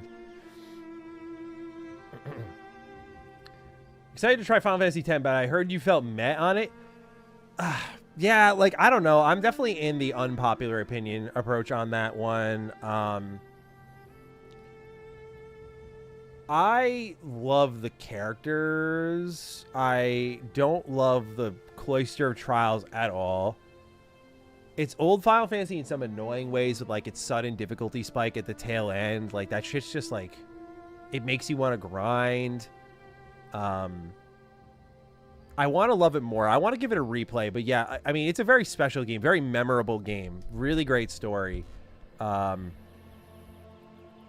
it's just, yeah, it's just to me, I mean, the combat's excellent. I would love to see Square go back to that type of combat for sure. But I'm the outlier on 10. I think 10 is excellent. I just think 10 is also flawed in its age. So, you know, that happens for a lot of old games, but not all of them. So just keep that in mind. Yeah, it's to me, it's like combat and sort of the grindiness of it and the boss rush of it and sort of what you need to beat the game. It's something like, Jesus Christ, bro, it's like pulling teeth here. Do you like Final Fantasy IX? I love Final Fantasy IX. Final Fantasy IX has an amazing story, though, that kind of pulls me over the line a bit with, like, yeah, it's got that same exact, like, ending boss rush, like, oh, it's, here comes the difficulty spike. But also Final Fantasy IX had, like, the great little accessibility things to let you grind a bit quicker. So I enjoyed that. Is Final Fantasy X getting a re-release? I'm sure it eventually will. I'm sure it's next after they remake 7 fully that they're going to move to 10. That would be my guess. 10 was the only one I played. Whoa, only one. There's a lot of great Final Fantasy games, man. It's a phenomenal series. I've really turned into a 12 stan. Not to be that guy who's like, pay attention to me, guys. I have a very different opinion from everyone else on a Final Fantasy, but like, I do love Final Fantasy 12.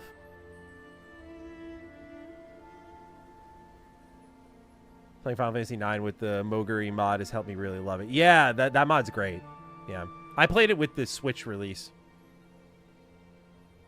I never played a Final Fantasy game. Which would you recommend from Final Fantasy 7 would you recommend for someone who wanted to get into the series? Each one's a little bit different. 6 if you want the best classic, as in like pixel art Final Fantasy. In my opinion, 9 if you want the most emotional, one of the more emotional stories. Maybe not the most, but for me, it definitely made me reflect in a way that no other Final Fantasy game does accomplish. If you like KOTOR's combat and you like a really cool class system that allows you to really custom make all your characters by like with the Gambit system, you can like really make amazing mixes. 12 is awesome. 12 also is basically Star Wars but Final Fantasy. It's fucking awesome. I'm throwing 13 in the mix, dude. 13's fucking awesome. It takes 12's combat system and evolves it with the paradigm shift system, and it's basically like shifting a deck of cards per character. 13-2 is one of my favorite Final Fantasy games. I would highly recommend that if you like a great story, amazing music, Chrono Trigger vibes, but for modern platforms. And by that, I mean like jumping time periods, but in the same area. That's an excellent one. 10, of course, is a classic. Excellent turn-based combat, wonderful story, beautiful music. very memorable, very pivotal moment in gaming history. It's just got some of that old Final Fantasy jank when you get to the end of the game. But if you indulge in all the content, you'll be just fine. I think it makes it a little bit more mandatory, though. Whereas some of the older Final Fantasies, like the Pixel remaster ones or Final Fantasy 9, like you can play the modern ports and just like turn on the 9,999 damage mod and just be good to go. It's just like a press of a trigger. It's on, kill a bunch of things. Okay, I leveled up. Go do your thing. So it kind of takes a lot of the pain out of some of the late game Final Fantasy experience. 14 if you want to just sell your life over to a video game. Hopefully that helps Hopolite. Monster Potes, Ricky, good to see you. Matty, how's it going, bro? First time catching up on one of these. Hope all is well. Love the Witcher vow upon joining. Absolutely, bro. Ricky, good to see you, dude. Thank you for being here, man. I'm surprised we haven't seen you in the stream after we started this months ago, bro. But I know you're a busy guy. But like, awesome to see you here, dude. Thanks for hopping in. Since The Witcher 3's DLC comes out in 2027, I say The Witcher 4 comes out in 2028. Same year as Elder Scrolls 6. What do you think? It's possible. It's very possible. And if so, and I've predicted Elder Scrolls 6 in 28, Bethesda's got to be shitting their pants a little bit. It's like, not again. Another RPG going at the same time as us? Again. I think your theory is plausible, though I will give Witcher 4. I am predicting Witcher 4 late 27. I think it is a holiday 27 title. Casper J, thank you for your support here. Maddie, appreciate the thoughtful insight, interesting conversations you have with chat, and great slops you make every week. Thank you. Question is, what is one thing you want changed in the Fallout 3 remaster? Oh, man, you're giving me the keys to the castle here? I'm trying to think of reasonable ones. More skill checks. Like, I mean, if I want them to go into the guts of the game more than they actually will. If we're thinking of like Oblivion remaster, this will never happen, but I would love for Fallout 3 to balance the scales. New Vegas took the same Fallout 3 assets, plus some, and built a whole game around that and said, hey, look, we can only do better writing and design with the time we've been given, so let's just do that. And they made one of the most iconic games ever. I would love for Bethesda to do that with Fallout 3 all these years later. Fallout 3 is an excellent game. You will not tell me otherwise. I don't give a fuck how much you have a New Vegas boner. I do as well, but I don't give a fuck. I think Fallout 3 is amazing. But I would love to see Bethesda inject a little bit more skill checking, a little more craziness in there. That would be amazing because, like, take this opportunity to, you know, add some dialogue, add some skill checks, like, balance it out a little bit so there are multiple ways to solve quests. That'd be amazing. I like what Oblivion did with adding some new voice actors in. I think that would be really cool. But for me, like, better shooting is a given. I think that is a no-doubter that this game's going to shoot like Fallout 4. I'm trying to think. See, the thing is that it's not like Fallout got better with age. If I'm really honest with you, I love Fallout 4, but Fallout 4 also makes a lot of decisions against the things I love in Fallout. Fallout got worse with age. So for me, 3 is really about retention. I'm not really looking for dramatic changes here. New tracks on the radio would be really cool. I'd really like that. New tunes to jam out to. That'd be awesome. But yeah, man, like, it's really about retention. It's like, don't change too much. Like, this is top 3 game of all time for me. Good question, though. Not Lock, thank you for your super chat. I've never played Fable, but I'm really into what I see with the new game. Should I play the old games, and where's the best place to play on PC to play it? Fable Anniversary is on Steam, but the other two you'd have to either stream through the Xbox app or play on 360 / if you have a Series X, then back compat is there. But yeah, you should play the older ones at this point. I mean, it'll give you, number one, they look, I think in a lot of ways, there is a radical difference in the approach between this new Fable and the old ones, namely in choice and consequence and presentation. Not just because, oh, it's a newer game. I think the difference with old Fable versus the new Fable is Fable 1 was not afraid to give you basically like a binary morality system and tell you this is good, this is evil, and there's no gray area. Fable's new approach is existing in that gray area, and I think it's a really silly choice. It doesn't make sense for what the series has been for a while. I think it's a real shame, in fact. And since this new coming Fable game won't be embracing that, its story is going to be told really differently.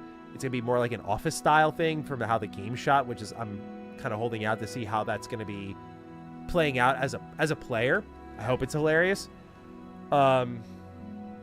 With all of that in mind, this old Fable trilogy is going to be really different, I think, by when it's all said and done. So I think you're good to play them now. I feel more comfortable saying that, especially with the wait until Fable in 2027. And with that in mind, Fable 3 is controversial.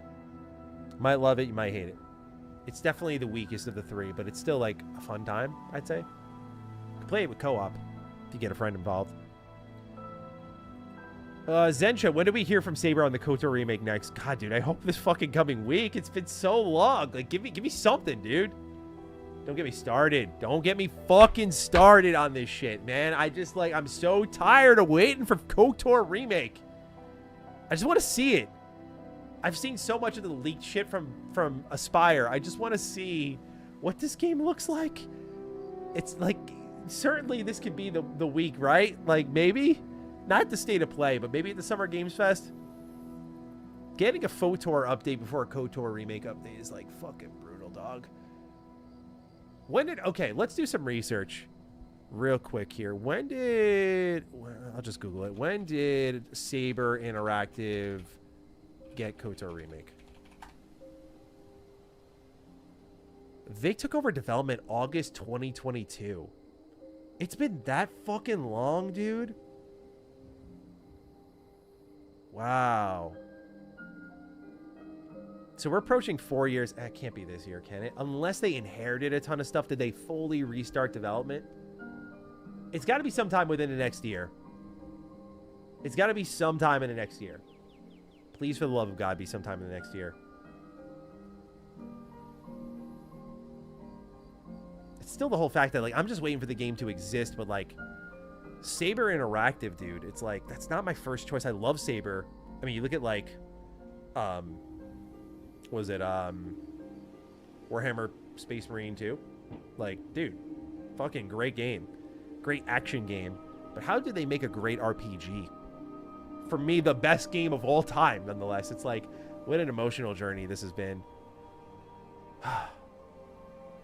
Why'd you have to write in, Zensha? Why'd you have to do this to me?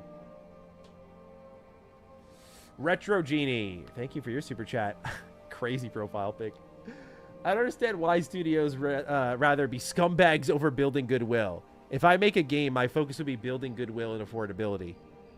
I think a lot of companies get caught up in dollars and cents, and you have to trust your audience at the end of the day. And I think that's a scary thing to do when social media is the way it is and people are like deliberately negative. Not to protect the companies. I'm just saying, like, if you're asking why, for CD Projekt Red, for example, it's easy to. Their fans always show up. For Bethesda, even, it's easy to. But Bethesda lately has been making scummy decisions, and their fans are still showing up. So there's also the built-in, like, you guys can't live without us. So it's a bit tough, Retro Genie. I feel you, though. Ricky's very busy, brother. He says, the busiest time of year for my job, but glad I can catch one I can. Well, thank you for your super chat. Let's follow up with your other one here. How excited for you for Adventure of Elliot, dude? Oh, super excited, bro. Like, this is my next big game for sure. So I cannot wait. I mean, anything HD 2D, you know I am all fucking over. So I cannot wait for that one. So that's what, a little bit under a month now. The demo is out, and so you can port your save over if anyone didn't know. So I cannot wait to dive into that. But yeah, that's my next one, and I am stoked. Stoked to the high heavens. Thank you, Ricky, for writing. It's good to see you again, man.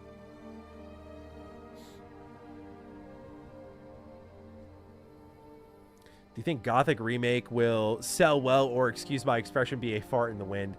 Yusef, I think it'll sell decently over the next year, but I think its reviews will be not positive because it's very Eurojank, and I think that a lot of reviewers are going to be like, yep, too janky, I'm not for it. Dude already completed the demo. I'm beyond excited. Nice. Damn, he dove right on that shit. Let's go, Ricky. Elliot and Star Fox are my June games. Yeah, Square picked a good spot to launch that game.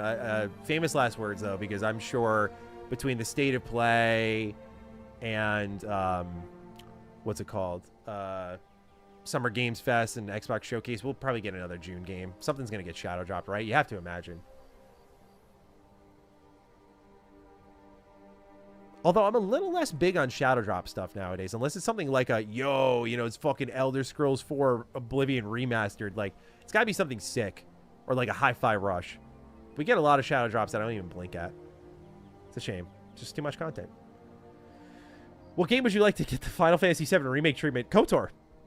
I've always said if KOTOR came out with as a remake, and KOTOR was like literally the Final Fantasy VII Remake combat system, which is what Aspyr was trying to do before they moved to a Neo God of War inspired combat system.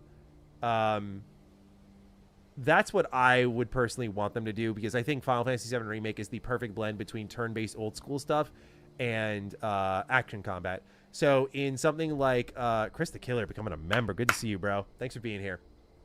But yeah, with Final Fantasy VII Remake and KOTOR, like they have eerily similar setups. Like they could work that way. Like you have your base attack, so you're swinging your vibro blade, but then you slow down time and your character's mid-animation. You bring up the menu, Master Flurry. It works too well. Power attack, crit hit. Add some more abilities in there. Fuck it, why not? That's what I'd love to see. Like, my legit answer is KOTOR. Up the presentation. Don't change the story too much. Although, 7 Remake changed the story radically before kind of going back to square one with Rebirth. But yeah, KOTOR, if they do gameplay-wise, 7 Remake treatment, give it to my goat. Squid and Jesus says, Bethesda already took my soul and shoved it into a gem, covered it in radioactive material, and shot it into space, where it then became a starborn. What a poet. What a poet Squid of Jesus is. Just all the connections, all the dots lined up just like that. That was beautiful. Yeah, same. Yeah, same. It's, yeah. Maybe the remaster will bring us back. 6 being great will definitely bring us back. That's what I always say. Make the suffering worth it. If Starfield's DLC is going to be meh, if you're going to do Fallout 4 Anniversary Edition poorly, if you're going to ship Skyrim on Switch 2 and it's going to be busted at first, if you're going to do all these really weird fuck-ups, if Shattered Space is going to be as awful as it is, like, you're going to do all this, 6 has to be great. Please at least deliver on that, and I won't care anymore. But right now, I care very deeply. Watch KOTOR drop before KOTOR Remake, bro. I mean, I'd be for it, but, like, Casey Hudson's outside right now. He's saying before 2030. I believe him, my man. I'm giving him the grace until the time comes that, you know, he has not delivered on his promise. But it could be a situation where in 2028 we get KOTOR Remake, in 2029 we get KOTOR. I wouldn't hate that. I'd be living my best fucking life, bro. Mid-30s and just having all of my old gems come back. Beautiful thing.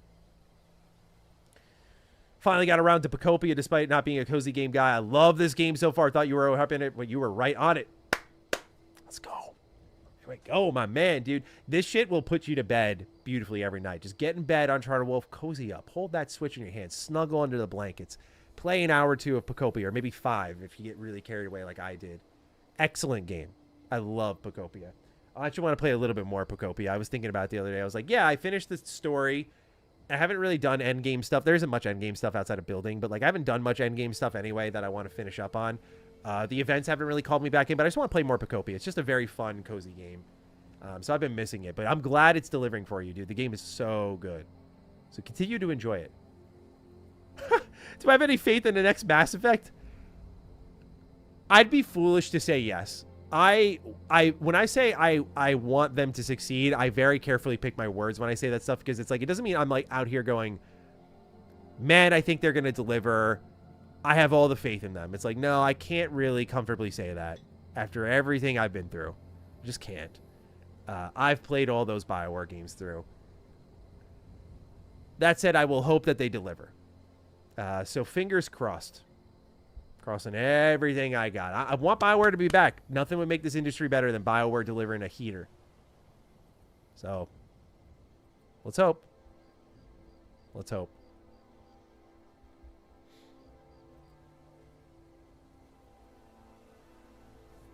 We see Persona 6 day one on Game Pass.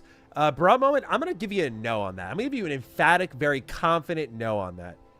I think Sega knows Persona 6 is going to be massive with the way like 5 and 4, like 4 they released Golden on PC years later and it sold like millions of copies. 3 Reload did really well. Metaphor did pretty well. I think they know everyone's waiting on 6. That's the big one, and that is going to be explosive. I don't put that shit on Game Pass if I'm them. That shit's going to sell. It's going to be multi-plat, which all other prior Persona games were not. And I think it will deliver for them and sell really well. And so if that is the case, I don't think you could do Game Pass. So I'm going with a very confident no.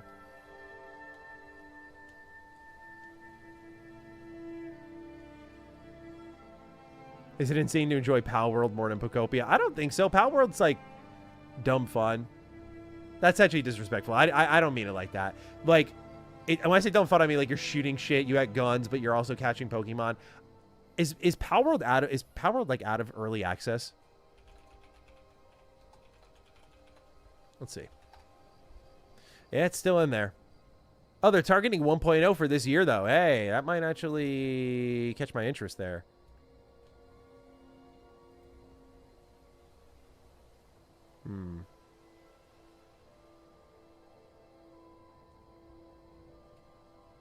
Wow, people are really happy with this game. I'm reading the Power World subreddit here. Top comment, I would think Power World is an example of early access done right, because the headline is Power World dev pushes back on early access criticism, points to games like Baldur's Gate 3 and Satisfactory. Games only get better when players are involved. Enjoyed the heck out of it at the beginning, and now my second playthrough, there's enough things to enjoy it all over again. We'll probably return for a third after 1.0 release. I'm like annoying, and I'm like, I'll just wait for you to be done with it.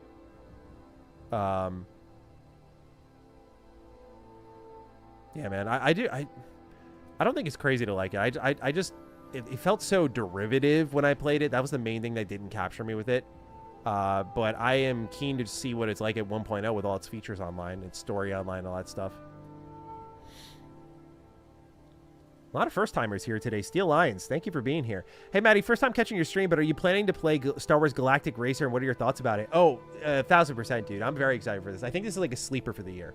I think I said that a couple of streams ago. I said I think like Galactic Racer is going to be like a sleeper hit for the year. Like, it's like by a lot of, I think, ex-Burnout devs, if I remember correctly. You can see that with some of like the slow-motion car crash, sorry, speeder crashes. But I'm very excited for it. I think it looks really good. And I hope it's coming out really soon. I mean, I know it's coming out this year, but like I hope it's like not October, but more like, you know, August maybe. That'd be kind of cool. But hey, man, thanks for being here. It's great to have you. And I'm super pumped for this game, and probably would be a Retro Rebound review, to be honest with you. I don't know if like the Mr. Matty audience is super interested in Star Wars Galactic Racer, but you'll hear something about it from me. No doubt about it. Thank you for that. Right in. We'd love that.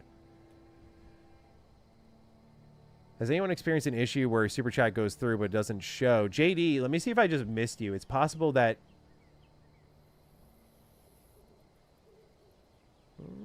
let's see. You may not have sent it. I don't have it here. Yeah, I don't have it here, brother. Don't send another. Ask your question in chat. Ask your question in chat. We need to pay if you already did, if something's fucking up on YouTube's end. Let me answer this question in the meantime. Chris, good to see you. If KOTOR got a remake, would you want action combat, or do you believe it would ruin it? I'm still waiting for a true Skyrim, but Star Wars. Oh my god, can you imagine? I don't think action combat would ruin it. But they have to retool the entire leveling system. The entire game was built around D&D 3. Or is it 3. I'm just going with D&D 3 for now. I'm hazy memory. I don't think it would ruin it, but now you have to retool like how do feats work, how do special attacks like flurry work. I don't want to hold RB and bring up a weapon like an ability wheel, and that's how I do flurry. That would bum me the fuck out. I like that there's a level of tactics. I think they could look at games like Xenoblade. I think they could look at games like Final Fantasy VII Remake. They could look at so many games to maintain the core of their combat system while modernizing it. So I hope they don't run and make basically like, hey, here's... I mean, it could look sick, don't get me wrong. It's not like I would hate it, but I think if it hurt the RPG mechanics, that's where I would hate it. But if they make a straight-up hardcore RPG and it plays like Jedi, Fallen Order, or Survivor, I don't think I'd be complaining. It's all about the role-playing mechanics for me at the end of the day.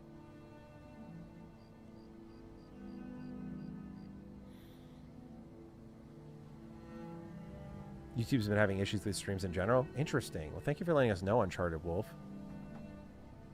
Exodus versus Expanse Osiris. What are you more excited for? Oh, good question, Rise. I had the opportunity to play Expanse and not Exodus. I was invited to that Exodus preview event. I was set to go, but unfortunately, I burnt out the weekend before, and I just didn't feel well, and I had to cancel last minute. I felt really bad, especially for you guys. I know that was a preview that many of you would have wanted to see for me. So, unfortunately, I haven't played Exodus yet. So it's hard for me to fairly compare, but I will say both games aren't really giving me full Mass Effect vibes like I was hoping for, but I'd say Exodus is the closer potentially of the two because of like how you interact with your party. So I would say, then again, Expanse is very, very, very, very, very Mass Effect. I'm sorry, I'm crossing my wires here. Exodus has the potential to make me more excited because it has more original ideas. Expanse is more grounded, and what I played, I'm like, okay, Mass Effect, but with skill checking. Cool, I'm in. So I'm there for both. But I also, yeah, Kimbo just said in chat, as someone who watched the show, Expanse got me interested. I've not seen the show, read the books or anything like that. So good question, but I think I'm really too divided to give you a good answer. I think if I play Exodus and I see those ideas like basically Interstellar but Mass Effect realized well, that would take my hype to a new level. We'll see. It's all going to come down to characters for me. I mean, these Mass Effect games live and die on their characters. That's what they need above all else.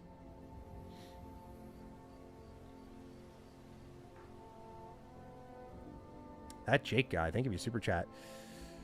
Laren making a Star Wars game would be the dream for me. Imagine Baldur's Gate 3 except Star Wars. I'm sure that would never happen, though. For me, it's Fallout. Like, what you just described of Fallout. Like, I would love to see Larian make a Fallout game like 1 and 2, but basically using, like, the stuff from Divinity Original Sin 2 or Baldur's Gate 3, and just bring back classic Fallout, but, I guess, modernized.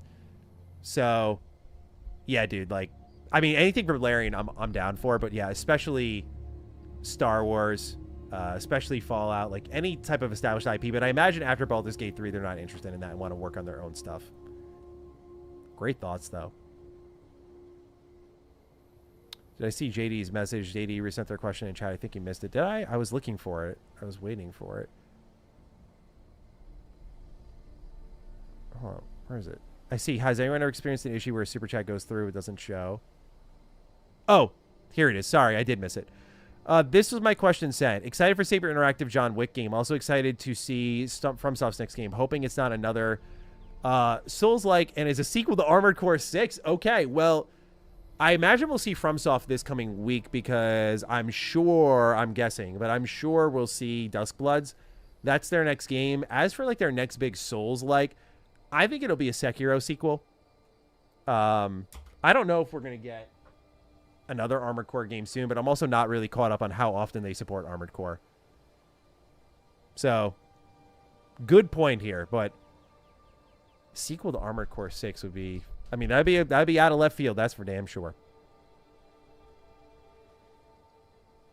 Duskblood seems 2027. I agree, H-Mon. Yeah, it seems like it's a 2027 game to me as well. I can see that being like a top of 2027 release for sure. All is dust. Seeing a lot of new names today. Thanks, guys, for being here. This has been a lot of fun. As an RPG fan, have you played... Oh, man, this question again. No, I'm complaining about you, bro. But just to say, like, I feel so bad every time. I got to play this. I got to stop. I got to stop fucking around. Have you played Warhammer Rogue Trader? Are you interested in Dark Heresy, the follow-up game by Olocat? No and yes. Like, no, I have not played it. Yes, I'm super interested. It's a game that's got my name written all over it. I got to stop being a fucking bitch about it and just, like, go for it. There's not going to be a right time to play this, but I get this question every stream, bro. I am so convinced if I do a retrospective review on this game with all its DLC, if I don't get 1 million fucking views, I'm going to be pissed because I'm, like, constantly asked if I love this game because I know people know it's for me. But all this stuff, I'm not upset at you. It's just like I'm bothered by myself. So thank you for writing in about this. But I'm excited for whatever Owlcat's up to because they're great. Warhammer Rogue Trader is right up my alley. I want to play it as soon as I can. Dark Heresy, though, looks awesome. And so I'm very in on that too. Don't apologize. I see you in the chat apologizing. I'm really not upset. It's just more like, I got to play this game so I can have the deep cut conversation. Just get into it with you all. Chop it up a bit. Streets are saying Maddie's a fraudulent RPG fan. Yeah, I got to take my crown back. Too many gaps right now. I focused on JRPGs a lot and PS1 games a lot, so that got me a different crown, like the retro crown. But now my RPG crown is starting to like slip off my head a little bit. We gotta change that. Anyway, guys, let me bounce. It's 7:30 right now, and I want to eat some dinner, and I'm gonna play some 007 for the night because I got a busy weekend ahead of me, focused on some game development stuff. Deadline's coming up for our team, and so I want to make sure I have some time just to stretch my legs tonight before I kind of re-enter the gauntlet tomorrow. But hey, shout out to everyone here. This was an amazing stream, one of my favorites, dude. Just a ton of people showing out, having fun. Next week's streams will be a little bit different. JD, I'll get your super chat in just a moment here. I see you. I appreciate you for doing that. Next week's streams will be a little bit different. I don't know, because I think, June 2nd is a Tuesday, right? Yeah, so usually Tuesdays and Fridays we stream. I might just do more independent Matty Slop content next week, because I think, what is the Keeleys? When is Summer Games Fest showcased? I think it's the Friday, right? Yeah, June 5th. So our Tuesday, Friday stream schedule is literally built around showcase reactions. So for those of you who are looking for Matty Slop stuff, we'll be more sporadic with stuff probably next week and the following week. We'll be back to our normal news stuff after, but expect just reaction streams next week. So look forward to that, because they're right on our Tuesday, Friday schedule. We'll be here live probably an hour and a half before each showcase goes live, just to kind of hang and chat a little bit. Let me get this last super chat, and then we'll skedaddle on out of here. Oh, we got 2 more super chats. JD says, 3? Bro, enough. Oh, no, it's a super sticker. Even worse. JD, thank you for super chat, though. I wanted to hear your thoughts on the report saying that said Arcane, before they were shut down, were considering making a Blade Runner game. We were robbed. Dude, absolutely, bro. Nothing would be fucking better. I mean, shutting down Arcane was a mistake, because we need more immersive sims. I don't know if Blade will actually be, like the Marvel's Blade game, it will actually be a full immersive sim title, but we just don't get enough of them, in my opinion. And we're just kind of all leaning on the back catalog, like old Deus Ex games, old Thief games, all that shit. So, yeah, we got completely robbed. I agree. They deserved a second chance, because they didn't even want to make Redfall, but they lost all of their immersive sim talent anyway, so that's the other problem. Silver Lightning, thank you for becoming a member. I think it was Silver Lightning. Did I see the name correctly? It was Silver Lightning. Thank you.